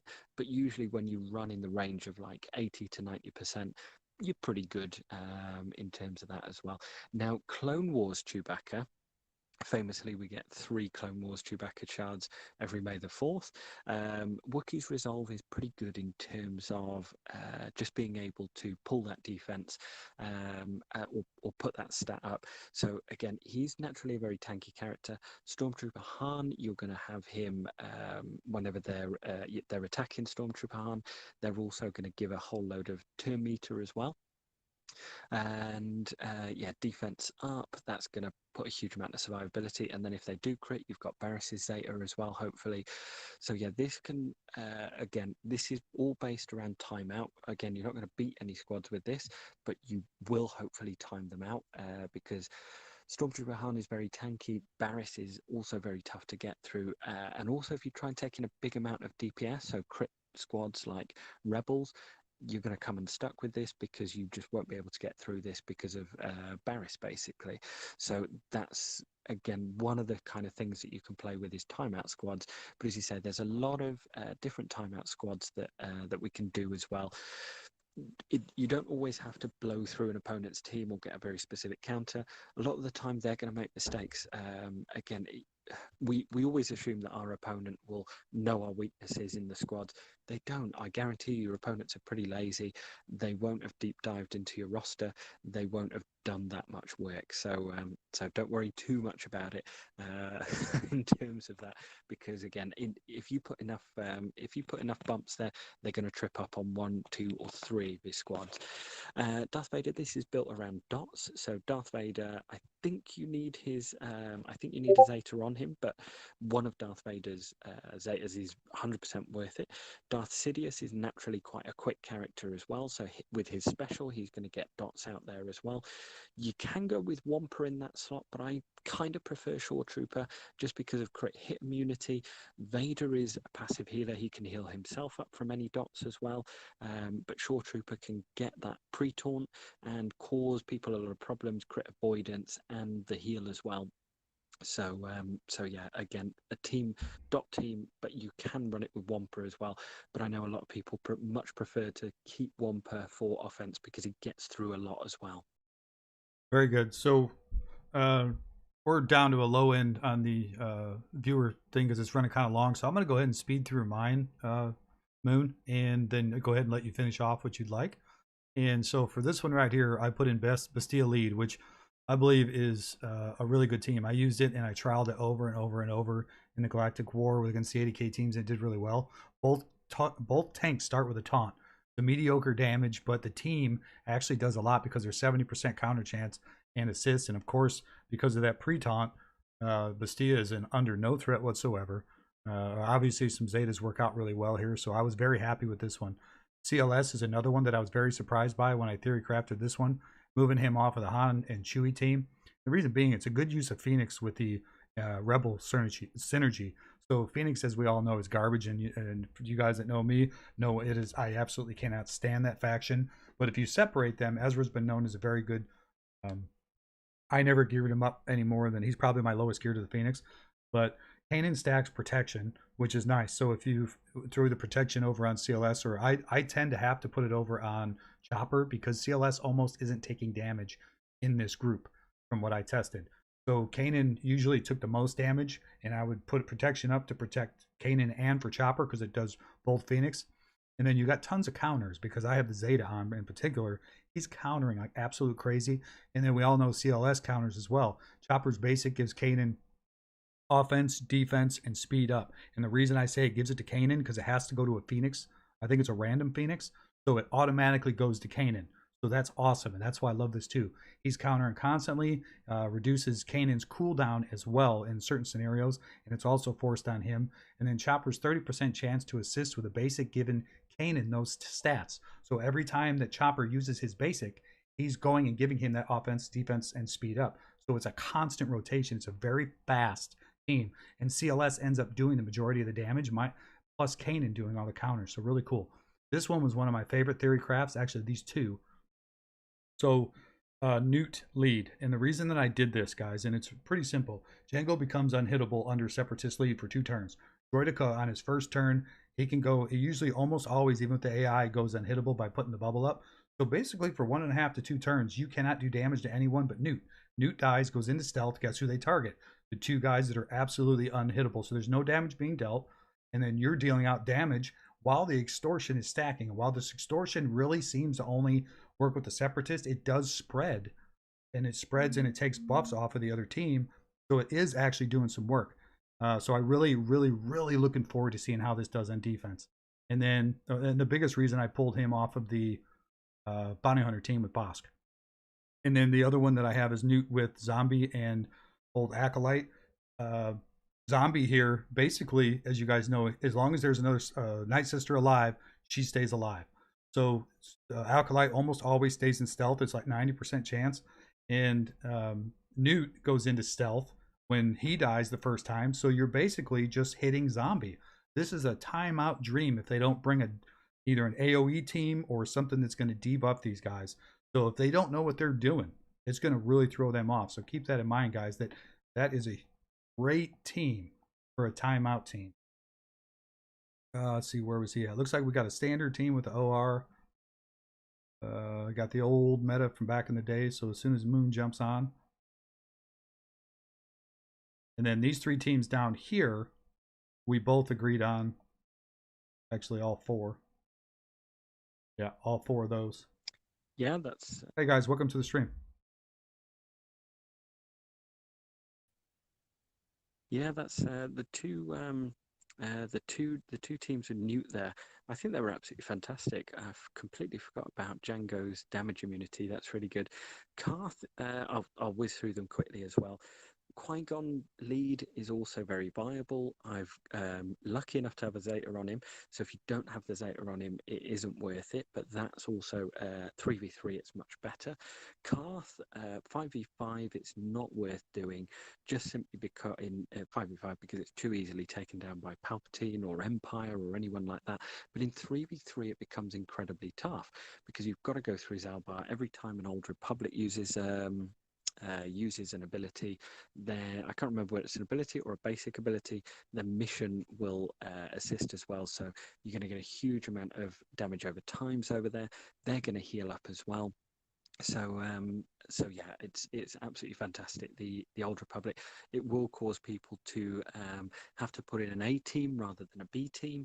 But yeah, as I said, I think the Old Republic is much more viable in 3v3 than 5v5. Geos I've had a little play around with there as well. I've kind of split them. Poggle lead is pretty good as well. Geo Brood Alpha, he can also be used on a purely separatist team, or you can just be a complete douche and you can put him in there with any meta team and it makes that meta team even harder. So what I mean by that is you can put it in with a Darth Revan or a Jedi Knight Revan even. It doesn't really matter too much. You can just put it in with a strong team and it's going to really, really hurt them because they're going to be stuck behind Taunt. And as I said, there's a lot of viability there.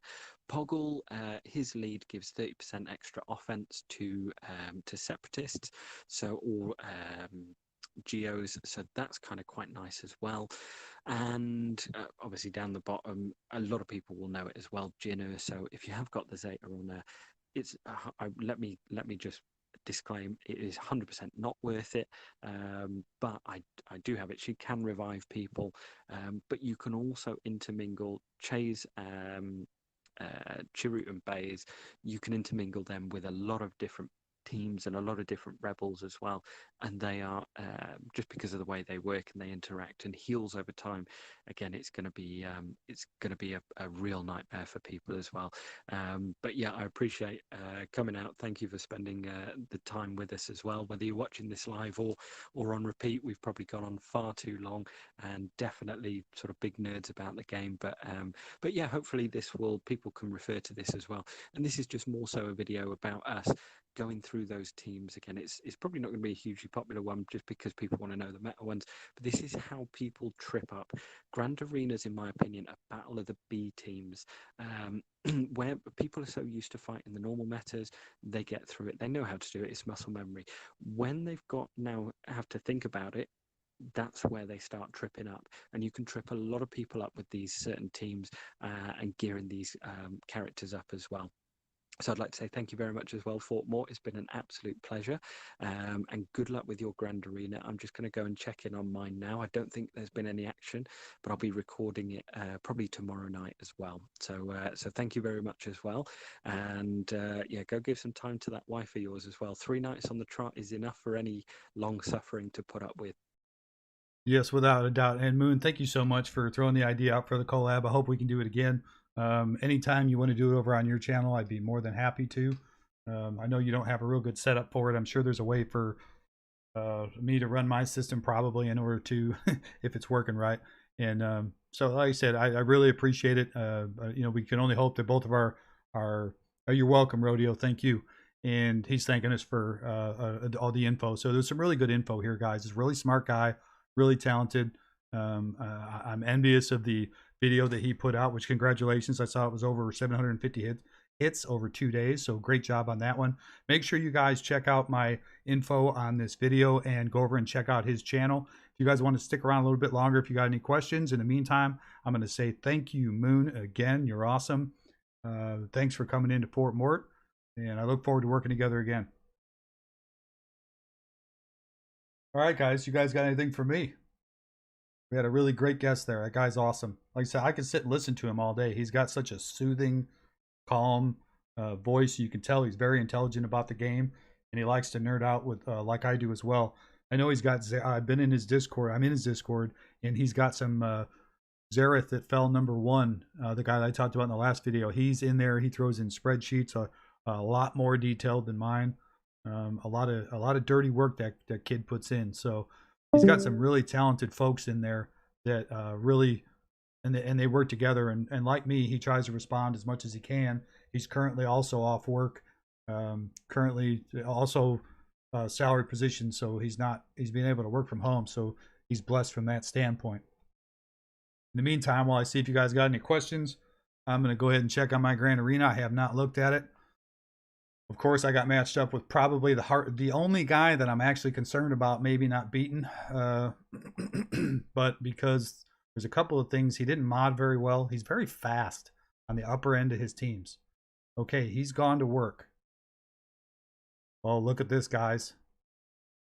3 shots at Grievous, so that worked out exactly the way I wanted it to. Bosk is holding the line. What about the top? He took 1 shot. This is looking really good. So he was a bit of a bully, right? I knew he was going to put this team up. Sorry, I had a frog in my throat there. I had to put it on mute. Really good team right here. This team, kind of, I think it's just for scrap. But this is the one I was concerned about getting through. And now if he's really done that bad, how many attacks did he have? He had 1 total. I'm feeling a lot better about this right now. The only thing I'm trying to remember, if I was expecting Padme on defense. So this could trip me up possibly right here. I knew he'd either put JKR, I even put it in my notes. He either puts JKR. Oh no. I think I'll be okay. Because I saved my bugs to take out JKR. And I saved my Jawas and Nest, I think, to take this. No. I can't remember what I saved. This could be a really good battle. The upside is he's only taken out 2, and I know that I can take out 1, 2, 3, 4. I should be able to easily take out 4. So we look like we're in pretty good shape. 3, 4, 5, 6, 7, and I know he doesn't have a lot of good teams because I knew he was going to go heavy defense. But I was really hoping that he was going to put Padme here. If he puts Padme here, my Nest absolutely wipes her out. So he might have spotted that. So I'm excited about that. That's cool. GG doing great as always. Yeah, exactly. So the reason that I put GG was what I was explaining to you guys earlier on my GG team. I wanted to put a soft droid in there so that it powered up GG. And I don't know. I would really like to know, and I'm going to ask this guy because I want to know when we're done and if he's kind enough to respond and know if B1 made it through 1 battle. Because I'm real curious if B1 made it through. I'm going to assume he did under the theory that I have. I'm impressed he took out the First Order team. That actually really impresses me. I purposely, the last Great Arena I had First Order was my tank. I mean, it was what held the line every time. I didn't have GG. I didn't have JKR at that time. I didn't have a lot of stuff. So if he doesn't have anything left, which I don't think he does because he really heavily went on defense, he's definitely not getting through all of this. Now, here's the thing. This guy has Negotiator. So my game plan, and if you guys want to see it, I'll be happy to show you that real quick spreadsheet. Just let me know in chat. All my notes to what I think is going to happen and who I'm going to match up against. My goal was to keep him from getting through this line right here. So I put what I thought was the best opportunity to do that. And that's why I ended up putting Django here instead of that new team. As much as, hey, Steven, welcome, buddy. As much as I wanted to put Django with that new team and test it out, I really felt the only way I stop him from getting through that front line and getting to my rear is if I put Django on this team, and it looks like it paid off. Because if you look in the rear right here, I don't have a whole lot. Honestly, the best team that I got back here, maybe that droid team. I mean, scarily enough. So there wasn't, well, there might be a lot of GP there for a back row. I didn't have a whole lot. So this really came down to the only way, because if he gets through here, I absolutely have to get through here because there's so many points. Look at this. 204, 232, plus you've got 7 teams that add up to banners compared to only 204 with 3 teams and a ship at 153. So you absolutely, in this division, have got to get through the bottom. If they get through the bottom, I would have been screwed. I either got to get through DR, but hopefully I do enough damage to where I can just barely beat this guy. This is my goal now. Excuse me, guys. Is to get through this wall, go ahead and finish his ships off because I know he puts a Negotiator on offense. So I can be able to beat his ships. If I get through there, I'm definitely a winner, right? But if I can take out 2 here and 2 here, I'm going to practice Darth Revan. I really, really, really want to practice Darth Revan because I'm going to continue to see him. I don't have Darth Revan. I have to be able to counter him. And how big was that Revan? 76,000. So pretty big. The only upside to this team is Basti's only a G12, so I could take it out. Yeah, so it's... I'm going to go ahead and pull up my notes. I want to... Having multiple teams, guys, it's hard for me to keep up. That's another reason why I keep notes. Because it's hard to remember. I start crossing information about what's what. And let's see, Mortlander GA sheet. Go ahead and drop this down. Okay, so you'll see right here. This is the only thing that worried me. If he puts... I knew because the last time he did 3v3 was back in January. He did not have JKR and he did not have Padme. So I knew he was going to keep one. I was sure of it. He was going to keep 1 on D and 1 on O. And that's exactly what he did. Unless there's a Padme in the back, but I doubt it. Because he's going to put garbage in the rear, assuming I'm not going to get through Darth Revan. Kind of the same way I did. But he went... But I planned for it. Whatever. It says here, Padme on D, I can win. JKR on D, my Jawas have to beat the Geos. So if my Jawas don't beat the Geos, now I'm in trouble. But he tripped up. So my relics appeared for this GA to pay off. His ship's Negotiator on O, weak on D. He was very typical. I couldn't believe, now just looking at this, how typical he was of his past GA all the way back from January. And think about how much his account has changed or how much mine has changed from that time. The only thing it was a guessing game. Was he going to do Padme or was he going to do JKR? He went with Padme, and it turns out I should have saved JKR because he didn't get through that top row. But honestly, I was hoping to stop him on both front rows, giving me a legitimate chance to get through. We'll find out the hard way tomorrow. I'm going to stream tomorrow afternoon, probably around 2 o'clock, and see if we can get through with them Jawas. Let's see, what else did I have noted here? He had a good Shock T team, so he probably kept that for offense. I think that's what he normally did. No, he didn't have a Shock T before. So a lot of things change in the accounts, and that's what makes this so hard. The DR team was extremely fast, too. So for me to get through, it's going to be tough. The upside to the Geos, go ahead, go back here. Who did he have on that Geonosian team?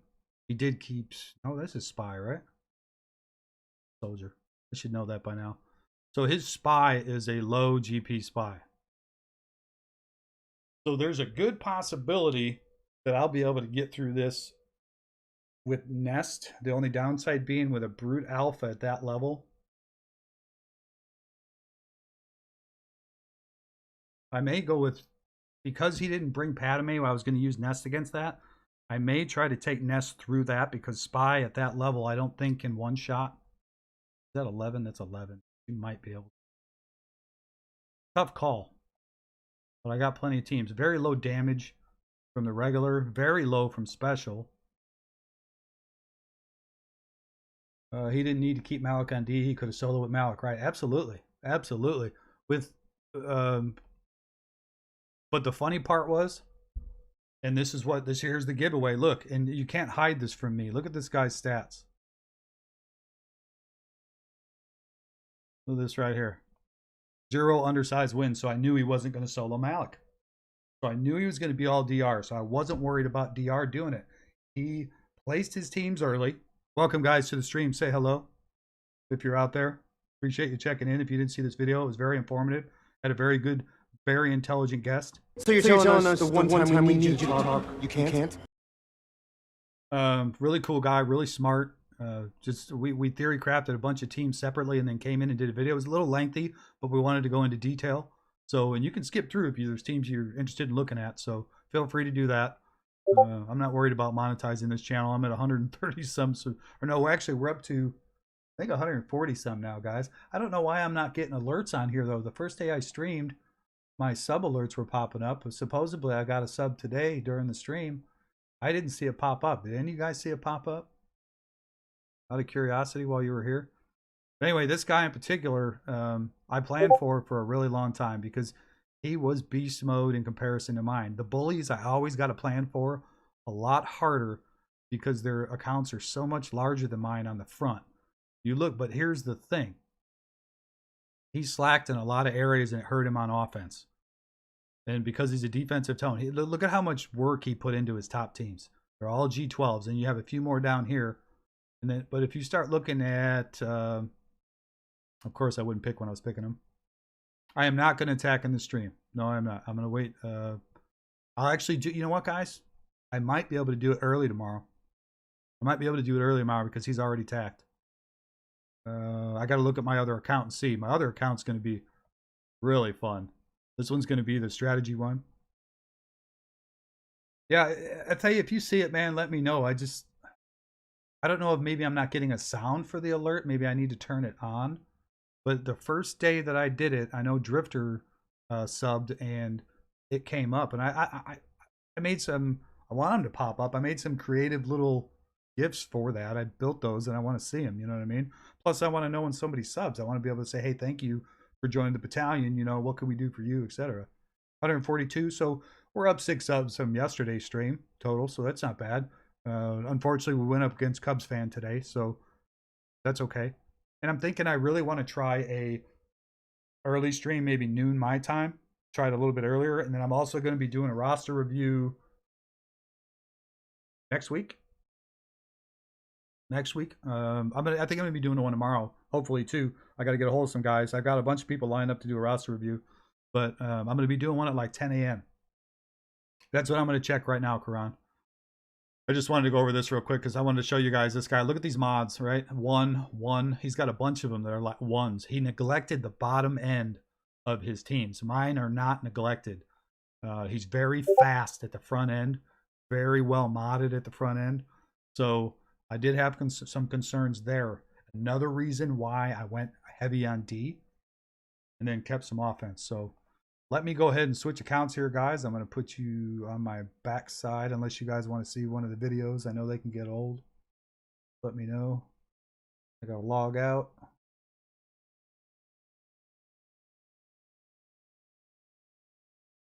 All right, I got to take a bio break. What would you guys like to see? Yoda, Luke, me taking down GG with the bounty hunters or the guild rep? Mobile gamer was too. Yeah, well, that's good. Maybe we won't be getting too much competition tomorrow. Maybe our alert will get out to a few more people and we get some more folks in here. I love the battalion, man. You guys are great.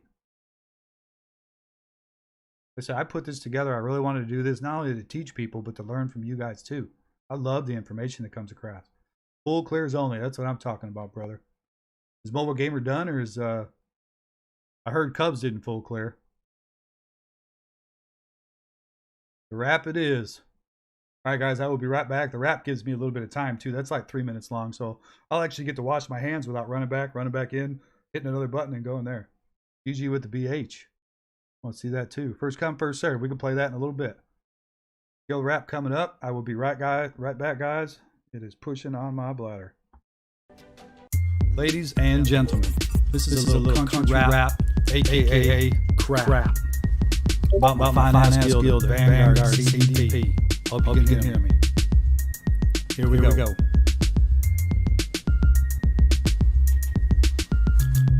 From the outside, it don't look like much, but we ain't sitting around playing double dutch. We're a top-notch crew with nothing to do. Things a lot CG. We blame you. Back to my guild at CDP. Here's a list of ROGs. Guild thought you should know your daddy was show.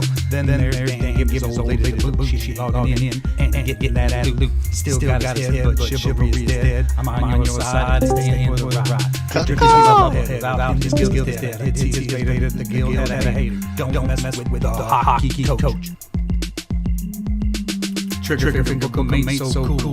Blowing on top, always going no school. Don't do it right, to speak his mind, so you better watch out and stay in line. Hockey stick in one hand, saving the other. Go ahead, fool, say something about his mother. Who you want next? Oh, how about who? Family man with the plan, schooling kid. Pop boy, live still by my time. Keep it in line, dedicated fool, always knowing what to do.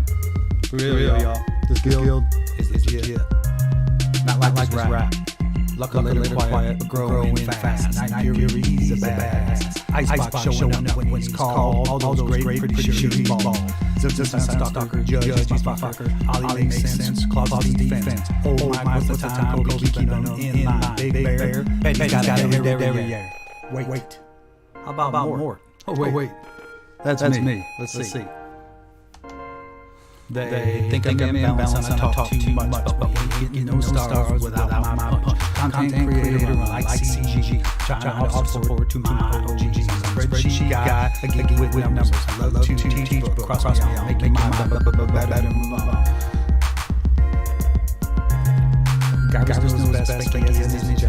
Words could use it to confuse it. Better kind of mind, so the most, so gotta go. Obi got my tricks, cracking them whips, started up all. Kid with the biggest balls of them all. Meow, the silent kitten staff. He's always hitting, slick that scoundrel, rain from my council, so bad, he makes his dad look bad, freaky with lad, gear with bananas, real bring class, JG with BB2.22 GGP, baby, kinda with honor, judge, let the law, although we call, pass on the ball, actual propose, kinda break toes, before we pull gear, bring up the rear, new dad's do best, time do it, or is it, kinda do it, fall on the laser, shoes untied, new, lay to, when I say flaccid, I mean snake, yeah, that's his name.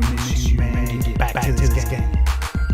If you're looking for generous family guild, 30 stars and continue to build. We don't discriminate, heavy don't date, we're not that serious. If you don't see potential, you may be delirious. Look us up at Vanguard.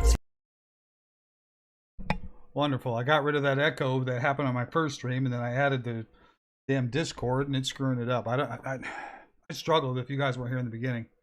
Yeah, sorry guys, my apologies. That's such a cool thing too.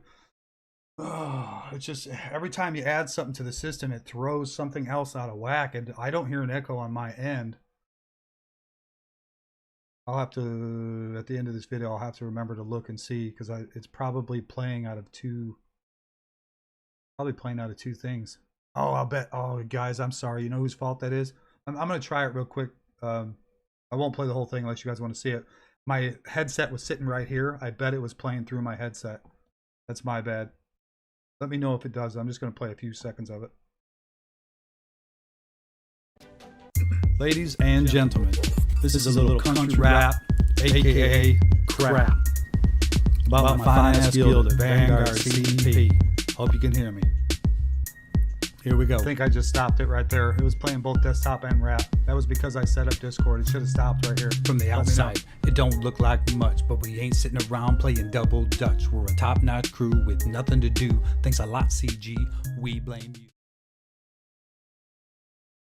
All right, so I noticed because I wasn't sitting here watching the audio, it looked like my desktop audio. I had to add that to, which I don't normally have that on here, in order to hear That's No Moon as our guest, so probably did that.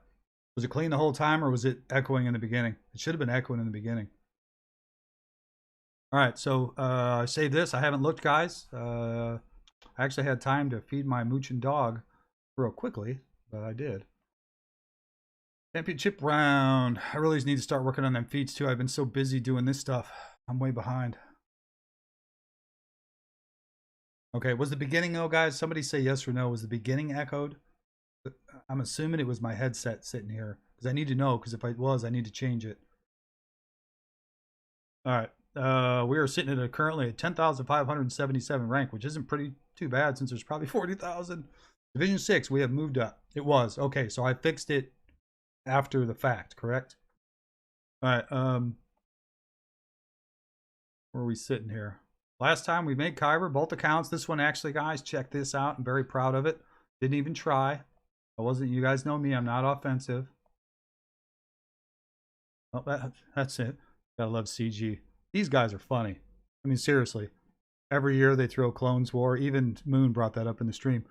Every year they got such great rewards, and they throw in a Clones War, so they're sitting there going, ha ha ha ha. Oh, here it is. So this was my last finish. Number 99 in Division 7. We moved up to Division 6. And I've already noticed a huge bump. Obviously, there's a 700,000 gap between top and bottom. Is that what it is? No, 400,000. So 1.6 to 2.0 basically. So there's a 400,000 difference, but I'm noticing a big difference in my opponents. As you'll see right here, I'm moving into the hyperdrive. Probably more than likely. If you guys are ever looking to see if somebody's got a hyperdrive account this early on, look for the bounty hunter ships. They got the bounty hunter ships. Obviously, JKR is the first sign. And then look for the bounty hunter ships. Then you know they're a hyperdrive. Geronimo, I have played this guy before, I'm pretty sure. I'm assuming I beat him. I've been on a pretty good run. Don't recognize any of the other names. There was a Darth Revan mixed in there with a bunch of crap.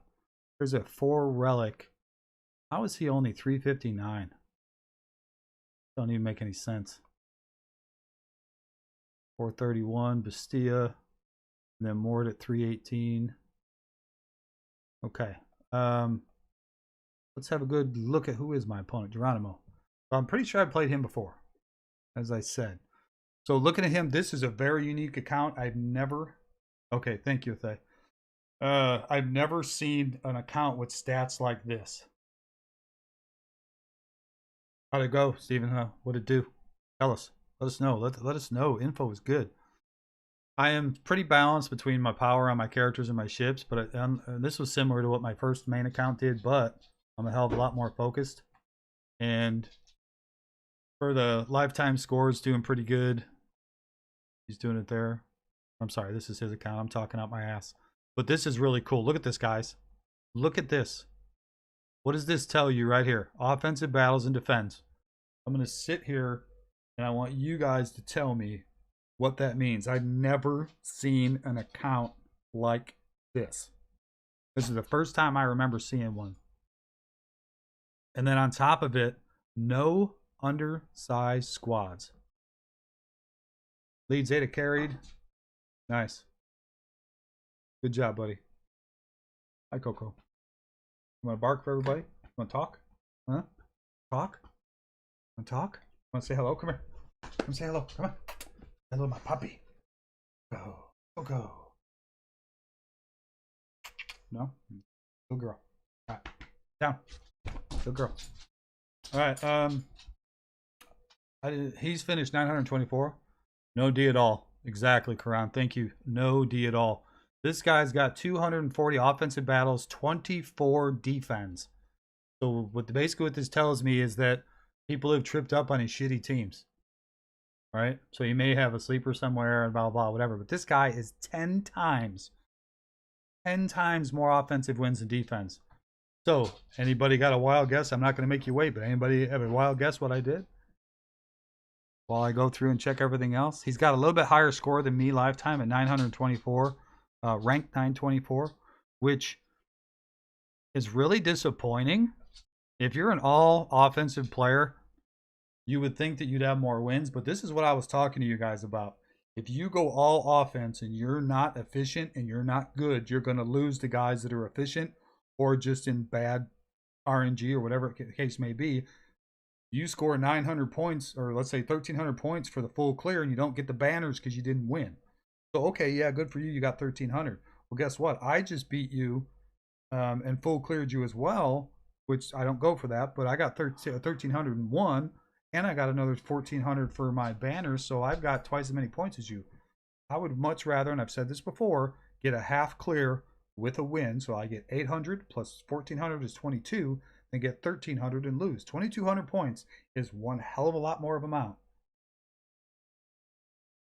Light on defense and efficient attacks. So let's look at what Mort did. This one, I didn't even spend any time. As soon as I saw that stat, all I did was took a quick gander at his teams. I guess I should have done that for you guys. He's showing the bugs, but he's got bigger. Actually, his bugs are his biggest. That's right. So then he's got Padme. Got a lot of G12s up front, and then it plummets off significantly. Look at, we're only 1, 2, 3, 4, 5, 6, 7 rows in. So we're at number 38 when he starts to go blue. 38 and he starts to go blue. So he's very high efficiency on the front end. If I remember right. Actually, I'll pull up that spreadsheet for you guys and show you that too. Okay, so that's what he's looking at speed-wise. His Padme was very fast. His Geos are very fast. His Geos are going to beat mine. 267. His soldiers is stupid like 250 something, I think. Stupid fast. 245. His Alpha's his fourth fastest, so let me see if I can pull that up. I don't even know if I got any information on there, to be honest. Because it was that easy for me to figure this guy out. Open recent. Maybe. Yeah, I don't even think I opened it up. I didn't even open it up. I didn't even bother. I need to put it down for records, so I got to remember to do that. But it was that easy of a choice for me on what to do, and I'm confident that I should win this because I'm gonna look at his defense right now. I'm assuming he didn't put anything up. Okay, we got weak bounty hunters.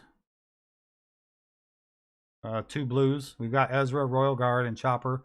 So he's basically, it's kind of a smart team right there for a low end. Got 2 tanks protecting Ezra. Let's see what he put with Akbar. I'm curious. Yeah, that's not going to be an issue. That's not going to be an issue. You got 2 healers with a Qui-Gon, wrong lead. And then, of course, we're going to get to the back, whatever. I think the only thing that this guy had is he had me on ships. So for defense, I guess I should start down here. This is a 1.7 million account.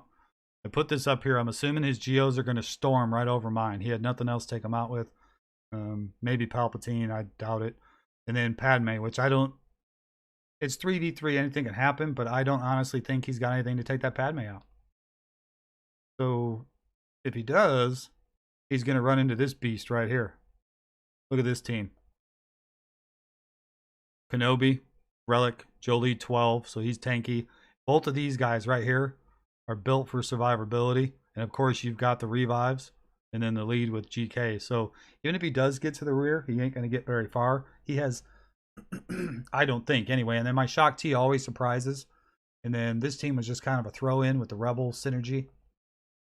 It'll do better than it looks. And then one of my favorite plays right here, the Night Sisters. I don't think he can, I mean, he'll get through it if he goes up top. And he may decide he'll go up top once he can't get past Padme. So I'm expecting a really good full clear. The rear side should be a problem. Oh my, he did. You're right. Good point. I didn't even look at that. What is that, 82? So he left one defensive team out in the rear. So he's got, how many are back here? I don't remember. 2? 3. So he only plays 2 teams, which I know a lot of guys do that on accident. So I've already got a hot head start. And good eye, brother. Good eye. So this should be a really, really, really, really good.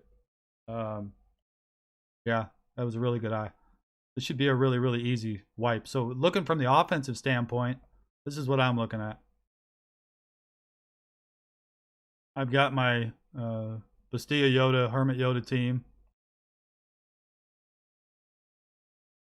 Palpatine. I've got my Akbar, which will roll all over his. I've got an oddball bounty hunter with Ben right now is what I'm looking at. Kylo Ren with Thrawn and Tarkin was just, these are kind of just throw togethers. And then Rebel, Clone. And then, you know, they're going a lot lower, a lot lower. These Geos are pretty good. And I just don't, at this level, I don't have a very good person to go in that Geos right now. I don't know. I may put maybe Thrawn in there because I got a taunt on that team, but Sun Pak takes a while. I may move KRU and keep Thrawn for something else and put KRU on this team right here because these guys will do decent damage just because they're G11. And against the teams that he put up, they'll just run right over him. No, he's got no DR. No. Hey, Chris, welcome, man. Good to see you. This is going to be a pretty good cleanup. So let's count that: Jedi, Empire, Han, and then it kind of significantly drops off a little bit to around the 35 mark. He's looking at 37, 43,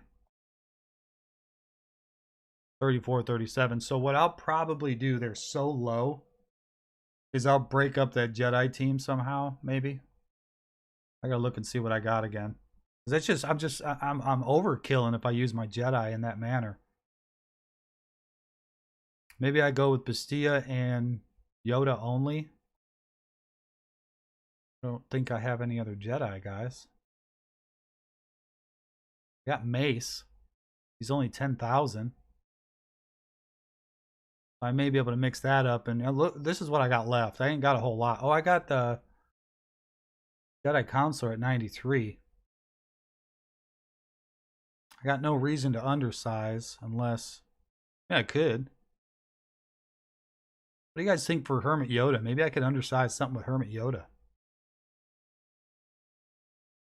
What if there's a solo opportunity in there?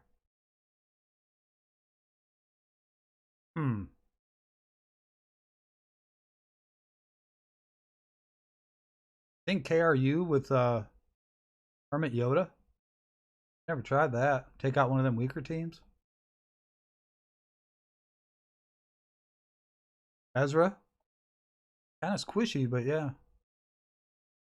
He's up around 13,000. He's not horrible. He's only G8. Damn it, he says. I can't full clear, but he shortchanged me with only 2 of 4 in the back. Huh? That's to your benefit, my friend. That's what? That's a lot more banners to chase. If you don't drop 2 teams, I mean, what is that, 160 or something? That's giving up a lot. Ezra with Bastilla? Oh yeah, that wouldn't be bad. That's not a bad idea. Because they got all that protection up, they could probably plow through it. Why wouldn't you be able to make up enough banners? Yes, I go for the what I can. Oh, typically I only chase the feats, and that's why I just started doing feats, I think last GAC, like religiously, because I lost on my main for the first time in the first round, so I knew right away, okay, just in case something happens, we still need to make Kyber. That's what's most important. And I didn't take another loss, but because I'm not a banner chaser, I wanted to make sure. I was actually running close with that first loss. Anyway, long story short, I started doing achievements, the feats, whatever you want to call them, this last GA, like religiously, just for the banners. I could care less about the portrait, honestly. But I do recommend, guys, start your feats. If you don't want to chase them, at least go in and do your squad arenas religiously on a regular day. Right away, I don't know if you guys are aware of this, but as soon as GAC join, and as soon as I think it's lock time, your feats are already there for the first round. So you can start doing feats before it's even begun. And keep in mind, I saved a girl in my other guild from not getting Kyber. She was 200 away. I told her, you can still finish the feats after GA completes for the next 24 hours. So she was able to get Kyber by finishing the feats. So even though you're done, you lost your GA or won your GA, and you didn't make it, you could finish the feats. So you got 24-hour window to do that. That's why you'll see the placements change. I got the 99.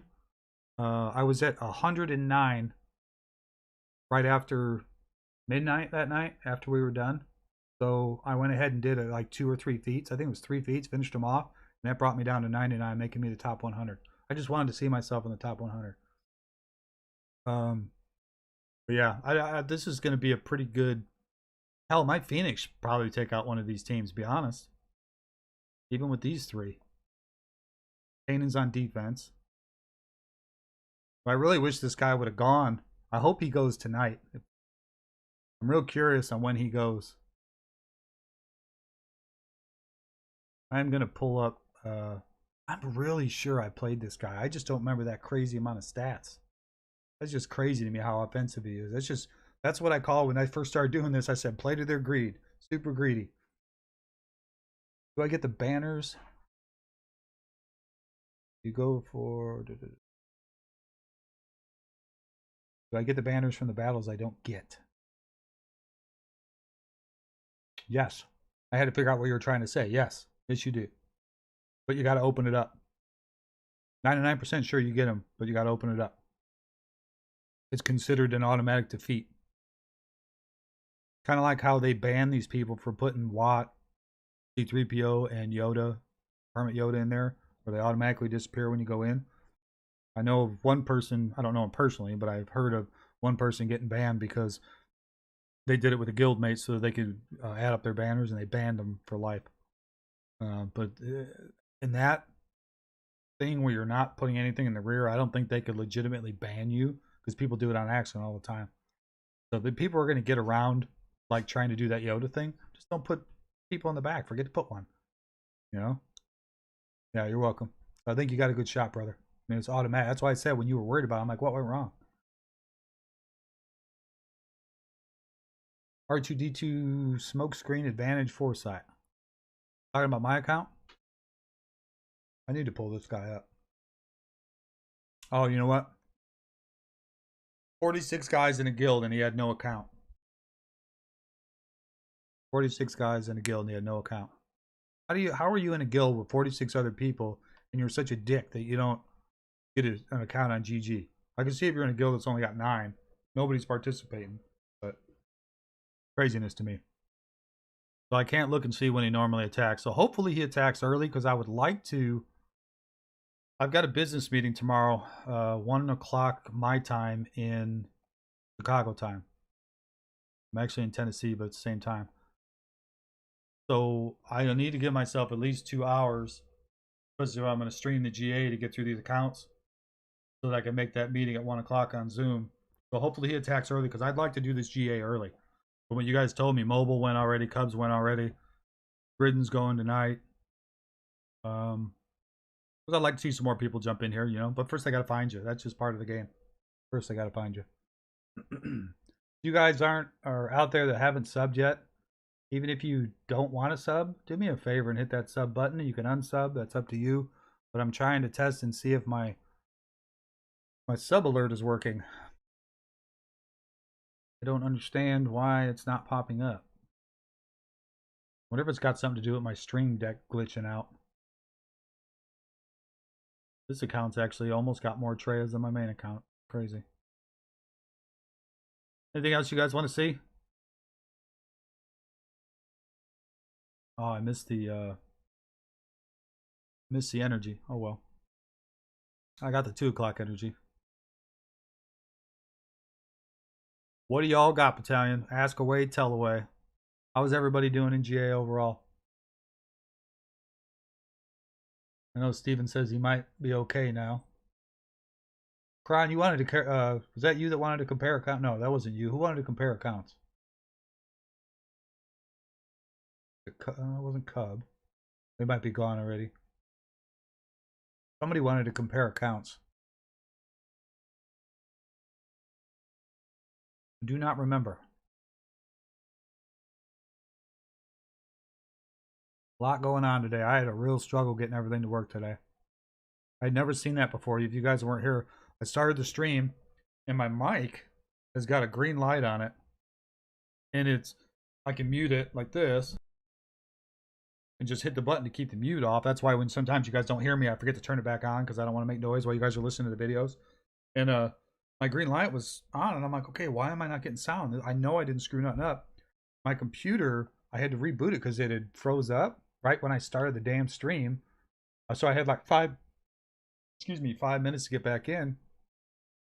My GA sister, hey Maddie, absolutely. I can look at that. That's no problem. Let me pull it up. But anyway, my mic had froze. I didn't even realize it. And I'm pushing my mute button, and it's not turning yellow like it normally does. That's right. It was Mithu. Thank you, Kron. He's probably gone already. So I'm sitting there trying to talk, and I couldn't get through. And I'm like, this is brutal. And then my camera's not working. Actually, I'm going to try to bring that back up. I'm using my shit camera. It actually isn't doing too bad. It's a little dark. But I tried to pull it up, and it froze, and everything was just freezing. And I've never had that before. My camera does it. I think it's got something to do with my Mac. I read that some people are having problems with the Brio. The Brio is nice, but on a Mac, you've got to use a control center. And look, this is the control center, and you can see it's just frozen. So there's many days before I start a stream where I've got to reboot, unplug, and then finally it'll work. It's frustrating as hell. But I had no time. I was still getting my counters together. I was trying to get the sound set up for Moon to get in there. We were struggling with that. So I didn't even think to reboot my damn camera. I come in and my camera's not working. And I was so confident when my camera has been doing so good, I removed my camera from Streamlabs. So I had to set that back up again. It was a rough start, 15 minutes in. It went pretty well. All right, you want to see my GAC? Where are you at, Bob? History. I think I pulled it up yesterday. Got a hot button. Mort Landstander.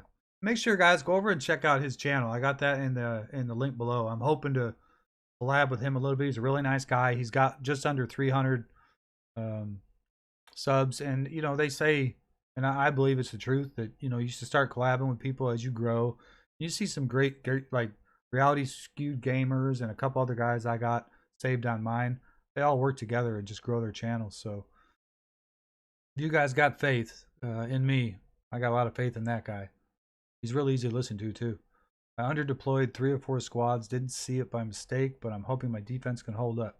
Well, you know, I had considered doing that in my rear, honestly, if they just have extra teams, because the only way I was going to beat the guy that I played today, and I probably should have, thinking of it, just put, wouldn't even say undersized 3 or 4. All you got to do is put 3 level 1s back there. I mean, it's a strategy. I've done it before. There was twice in my last GA on my alt, I put ships that were absolute trash. Absolute trash, because I knew he wasn't going to get to the rear. But in this case, if he gets through my wall, my bottom wall, he beats me. So I may as well have just put all of my trash on the rear now that I think about it. And then I would have more offense. I would really love to have that GK team that I put together, even for attacks. So it may have been able to get through a 3-man Jedi Knight Revenant or a 3-man Bug. I don't know. Bugs don't do real well against Kenobi right off the start. All right, so here's my account. What do you want to see in particular? I mean, I'll start scrolling through some stuff, but you can let me know. Excuse me. Look at my arena team. Jabba's and Nest. So, in order to get the feat on this account, I'm staying low in the arena, which I don't get above 400 anyway anymore. Honestly, because I'm only about 105k with my Padme. So I try to stay around 1,000 to 1,500 because I really don't need the rewards anyway. Because I'm not going to get the crystals. They're the only thing that really matter. And I do this on purpose at the start of Grand Arena with my ships and with my squad arena, because I know there's a possibility they're going to have the undersized squads and all that stuff. So you can see the variable, how much I bounce around. What does this say? What was the highest I was? Pretty sad. 581. But I wasn't trying either. I wouldn't get much higher than that. All right, and then I gotta be able to see the chat.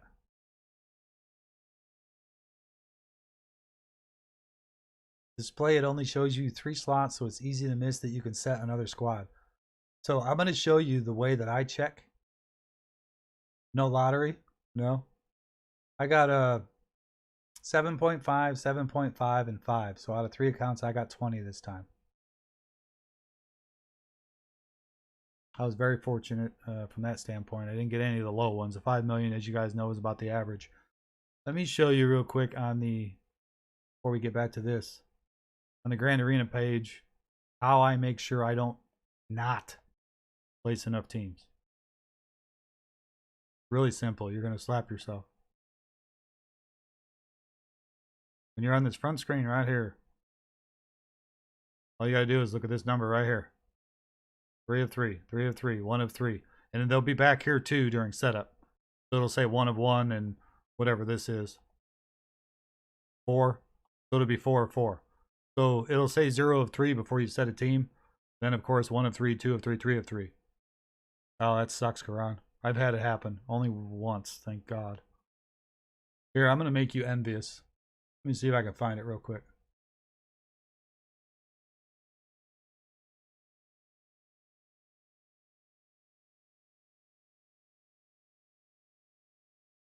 Aha, found it. Kind of. Where'd it go? I was just right there.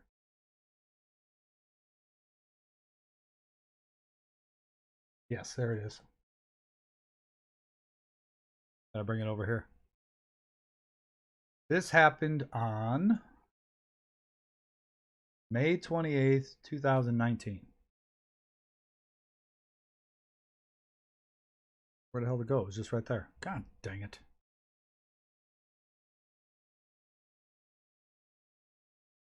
Dun, dun, dun, dun. Big money. Big money. No whammies, guys. Big money.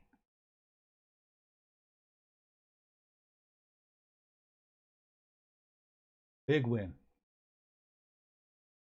Oh, you're welcome, Mathay. But I can't do the 4th tier of credit heist yet because of a level cap. Oh, well then, yeah. Yeah, so you got the average then, right? Yeah. Is it smugglers or is it scoundrels? Is it smugglers? Either way, it's, you know, just figure out what that faction is that you need and then go ahead and get them farmed up early. Trying to think, Karan, you're 77, 78, if I'm not mistaken.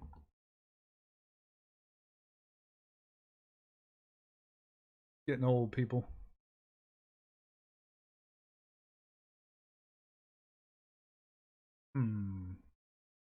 Nope, nothing worth it. I don't think this is going to play either. Nope, that's still not working. Yeah, I use Han, so yeah, it's a scoundrel. Well, it could be, that could be a scoundrel too. He's a scoundrel, right? Yeah. 79 and 4th tier is level 80. Ah, gotcha. Are you ready for it? Are you sure you got all the tunes you need? That's the key. Like me screwing up, going after the Zeta chip challenges. I am so pleased with this right here. This just made my day. I was really concerned about this battle. This speaks to what me and Moon were talking about too, guys. Is people trip over teams that they just don't know how to handle them, right? And to be honest with you, all of us probably more than likely don't know how to handle certain teams. And that's the great thing about 3v3. And I hear over and over, I watched 3 YouTube videos yesterday where I hear multiple people say, oh, I hate 3v3. I hate 3v3. I hate 3v3.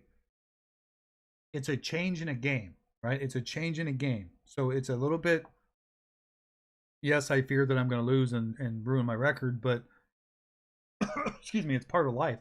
The one thing that I like about 3v3, as much I have some love and hate for it, but I love it because you get to theory craft. You get to take teams that normally wouldn't be usable. You can use non-leadership teams in order to beat leadership teams. If you remove, it's so much easier to remove a leader and then come in and clean them up. Excuse me.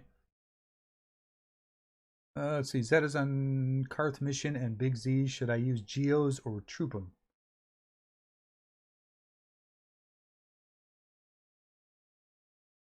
The Geos should rip them apart. The troopers rely on death. You've got to kill someone in order to get that trooper train going. And I think missions, Taunt's going to go up and he's going to stop you. The Geos should roll right over them if you got as long as you got the alpha lead. You don't think you can beat it with your bounty hunter team? You don't need a bounty hunter. It's not a hard event. If you got Han Solo leveled at all, you should be able to get through it. You don't need to 3-star it yet. You just need to 1-star it. Just keep 1-starring it until you can 3-star it. If I remember right, I wasn't even fully 7-starred on mine. Cad Bane, that was another reason why Cad Bane at 7-star gear 8 could probably solo that. Oh, solo or at least finish it with 2 of the guys dying. True Gospel, no practice. And aim to get gear 8 every bounty hunter their payouts. Oh wow, it sure did. It's just nothing but issues today, guys. Okay, that was me. That was manual. I wonder if I did that when I clicked this button right here. No, I didn't do it. Strange. Nothing but issues. I'm going to lock it, though, so I don't do that. Don't have Han Solo shards yet. Oh, they're coming, buddy. Pretty sure you're in a pretty good guild. Pretty sure you're in a pretty good guild. You'll have Han before you know it. My guild's really cool, man. Before you got there, we would require, because the pit's so easy, if you had Han Solo completed, you sat on the bench. You can join up, but you can't attack. That way, everybody who did attack got the maximum Han shards. So what is it? 10, 11, 7? I don't know. I don't remember. It's been so long. You get the maximum by being in the 1st, 2nd, 3rd, 4th slot. So we made sure to maximize that as quickly as possible. And it was only good for the guild because once you get to 35 Han Solos at 7-star, you get to sim the whole raid. So now we only have to sim it. Yeah, these guys are amazing, man. There's a couple of people that, you know, you just kind of, well, maybe one in particular, but you just kind of ignore them. You know, they're not mean, or you just a little bit on the annoying side. I ain't gonna lie. But some people could say the same thing about me. When I get to play talking about this game, I talk too much. So in real life, I'm a pretty quiet guy until you get me going. Get a few drinks in me, then I get a little bit stupid. But what else can we look at here? I got 1 slot left in the guild too, gentlemen. Anybody's looking for one. We just put one of my, a lot of people don't know it, Karan, but that one that came in today, Stardust or whatever it was, that is actually Ali's alt that he doesn't use anymore. We just used him for the TV and platoons.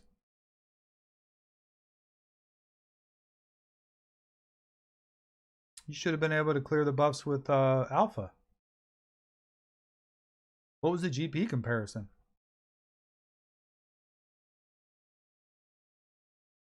Who else was in that team?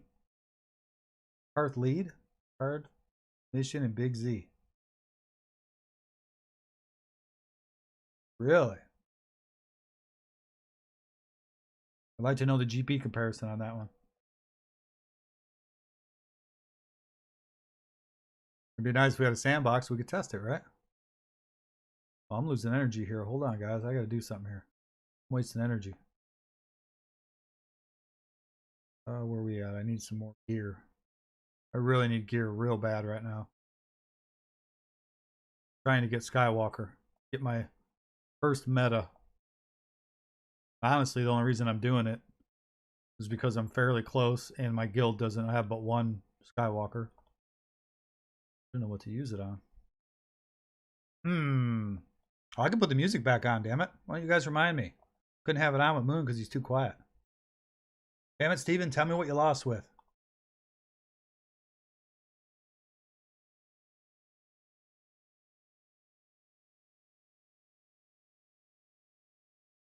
Good lord, why is the music not playing? I got it muted. Okay. One thing, oh, I got it muted here. Still not playing. I can't get any love, boys.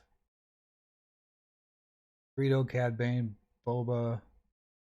Sith Clone Wars Chewie. STH. Oh, Han. Alpha Spy and Soldier, and you got Raffle stopped. Interesting. Well, Karan, as of right now, I cannot do the event. I'm sitting at G10 and 11, and I need to be a bare minimum of 12. And Kith said he struggled, and he had 2 relics. He said he still hasn't gotten it. He's a relic a few more. I have read that you can G12 that event with the Zetas, and I added the Zetas to everybody except for Magna Guard. And I really don't want to, but I may have to sacrifice that.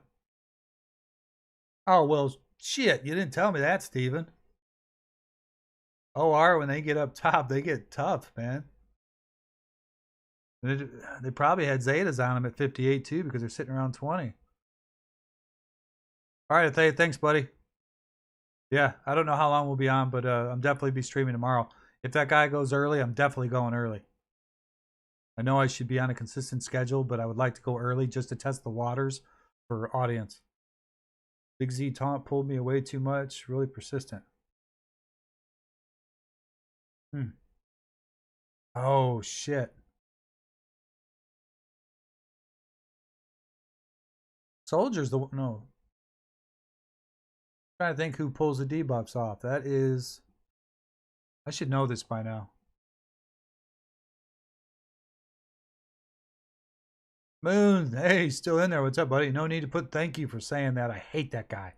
God. You got to be relicked out, though, dude. Yeah, it's still good to know. And that's the thing about 3v3, man. It's like, Moon, I was telling them, you probably weren't here a minute ago, like you were talking about and I was talking about. It's just, they trip up. People just don't know how to play these teams, you know? I knew my guy didn't plan real well because he plays his teams early. Of course, you can tell that by their number. Also, IG88. Okay, I will also leave. Gotta cook dinner. Okay, Karan, thank you, buddy. Thanks, Mort. Appreciate it, buddy. All right, where's my geos? I want to see which one. I should know this. I think it's Soldier. Or no, he gives himself health. Tenacity down. Toggle, Sunfok. It's Sunfok. Yeah, Sunfok. That's what you needed. So now you know. Sunfok needs to go in that squad because you need to remove that taunt. I mean, Poggle's a possibility too because of the ability block. It's an 80% chance. But Sunfok's like, if I'm not mistaken, he's 100% minus resist. I don't recall Sunfok ever not removing a removable buff. That's my guide for Sky Guy. If you want to check it out, feel free to use any footage or play on stream. You're a good man, Moon. Right back at you too, man. Yeah, I'll definitely look at that. Yeah. I gave semi-bad advice. Steven asked if the Geos could take out OR. I said, absolutely. Then he came back and told me his Geos were 45k and his OR he was going against was 58. Oh, Magna Guard's terrible. I don't want to relic him. I'll check it out. I'll check out that video for sure. I'm not going to expect you to tell me all that info right here. But I'm this close. I was telling them I'll be the second Sky Guy and being that I don't have big teams to offer and help my guild in a lot of areas. I'd really love to have Sky Guy just for TW. Just for TW. Thank God that guy's not in platoons yet. Knock on wood. Good Lord. Check this out, Moon. Did you see my Grand Arena? I'm gonna stream that tomorrow morning. Look at this. He's done.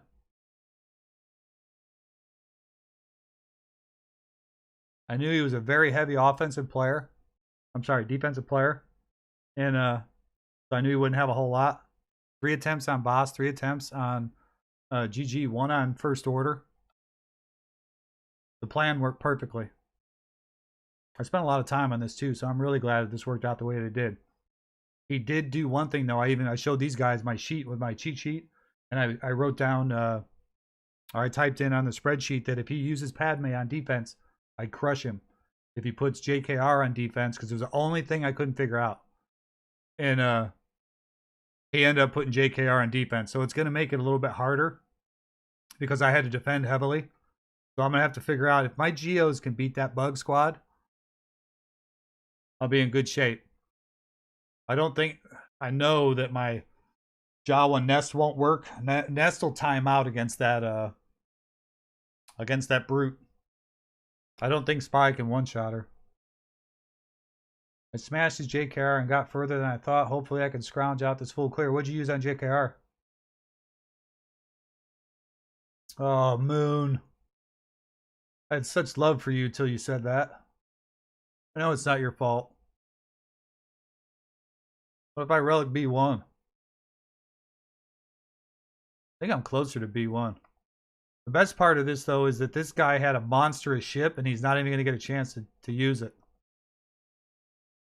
I really wish I would have saved my JKR now, though. But the plan worked.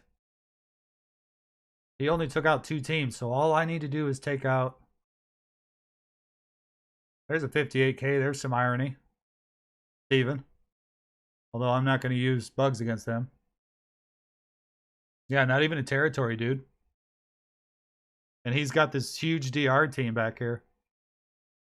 He doesn't... The thing that gave it away for me is he had no undersized wins ever. Ever. I knew by his stats and his... Obviously, his January GG account, it was there. But there was a lot missing because he got a lot where people didn't attack. So I couldn't judge what he puts on defense, except for a few. But he was really consistent. He even still, to this day, even though he's got JKR, puts Yoda on defense and lead. It was so predictable. Yeah, yeah. I'm not going to be taking that chance now. Thank you for hooking the battalion up there, buddy. No, I'm going to use those guys against his Geos more than likely. My Geos are stronger than his. Same composition. The only difference, he's got Sun Fox, so he can remove buffs. So I'll be careful with it, but I should be able to handle them bugs. I'll probably take a shot with the Geos first. Relic 4. Well, that's not bad. Just going to be getting to the damn relic. I don't relic anybody over 3, typically. But if I have to, I'll go to 4. Padme for Geos, Rebels for JKR. Yeah. Good tip.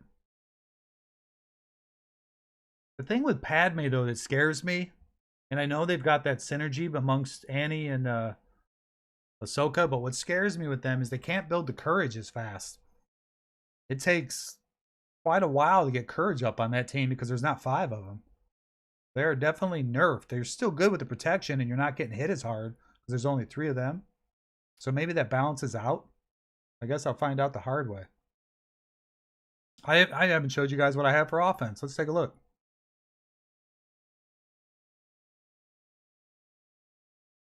Where are we at? Okay, so I swapped this out. That's Django now. So I've got Bastilla, Mace, and Kenobi, which I originally meant to put on defense. CLS, Chopper, Kanan, Nest with Hoda. Newt just sitting there because I changed that lineup to go with this defense. Something ain't right here. There we go. I'm on the wrong one. Scared me. I'm like, where are all my teams? I got the Padme team. So you're probably right. That Geo will work out there. Honestly, them Geos should be able to take out that Jedi Knight, I would think. I really don't have a good Rebel team for that.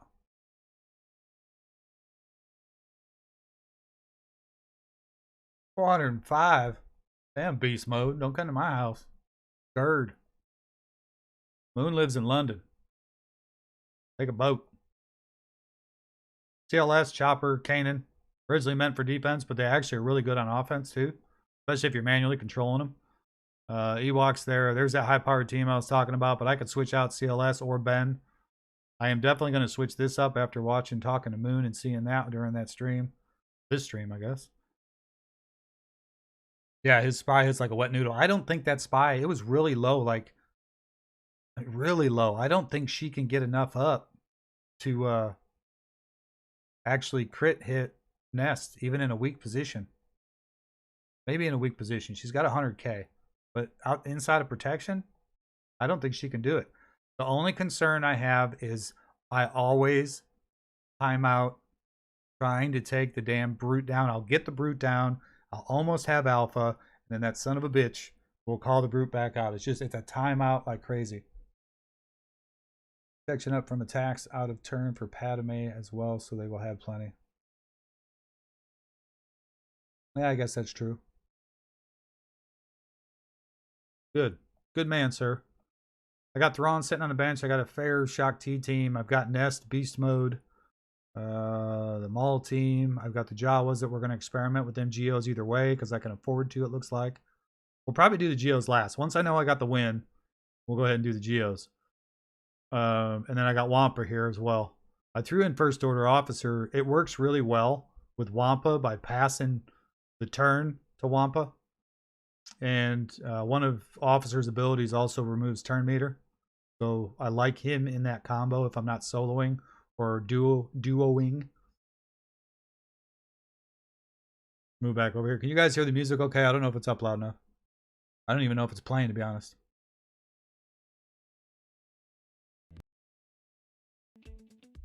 I don't think it's playing. God, Moon, I swear to God. Closed out. I gotta plug into. I think that was one of the things that was overcharging, causing the issues. I'm assuming there's no music because I do not see it on my out BSF and Nihilus for bugs. They won't survive the hits. They're too fast.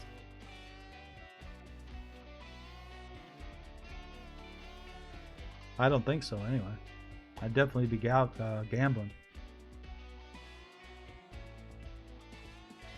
8s. Otter, what's 8s?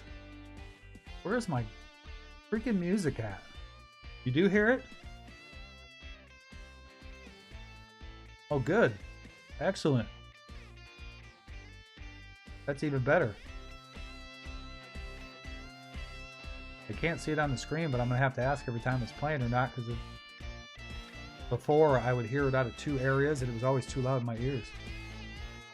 Use Padme, Ahsoka, and Jedi Knight Anakin and Ahsoka will dispel Brute, taunt, no problem, and straight to the ace with Brute. Yeah, and Anakin works real well taking them down with his big hit. Okay, if it's too loud, let me know, guys. It seems perfect in my ears. I finally might have got the music right.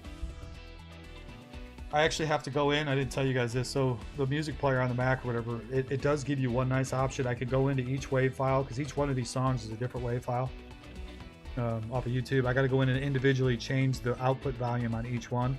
And that's what I did, hoping that we could hear Moon. It's as low as it can go all the way down. So before, it was always overwhelming everything. Thank you, Rodeo. Thank you, Steven. Huh. Padme, Ahsoka, and Jedi Anakin. Ahsoka will dispel taunt. Oh, why did I think that came up again? Oh, because I moved my screen. If anybody out there has not subbed, I need somebody to sub. Just, I don't care if you want to leave the battalion, that's fine. Let me know you did it because I need to know if that alert comes up or not. Came up the first day.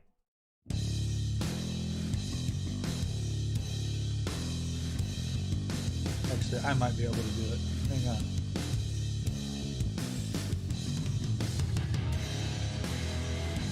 Okay.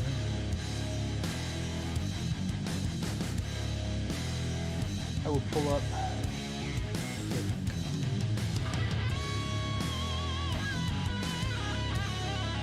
Fort Mort is live 2 hours ago. Moon, what'd you think of my cheesy thumbnail, buddy? Did you get to see it?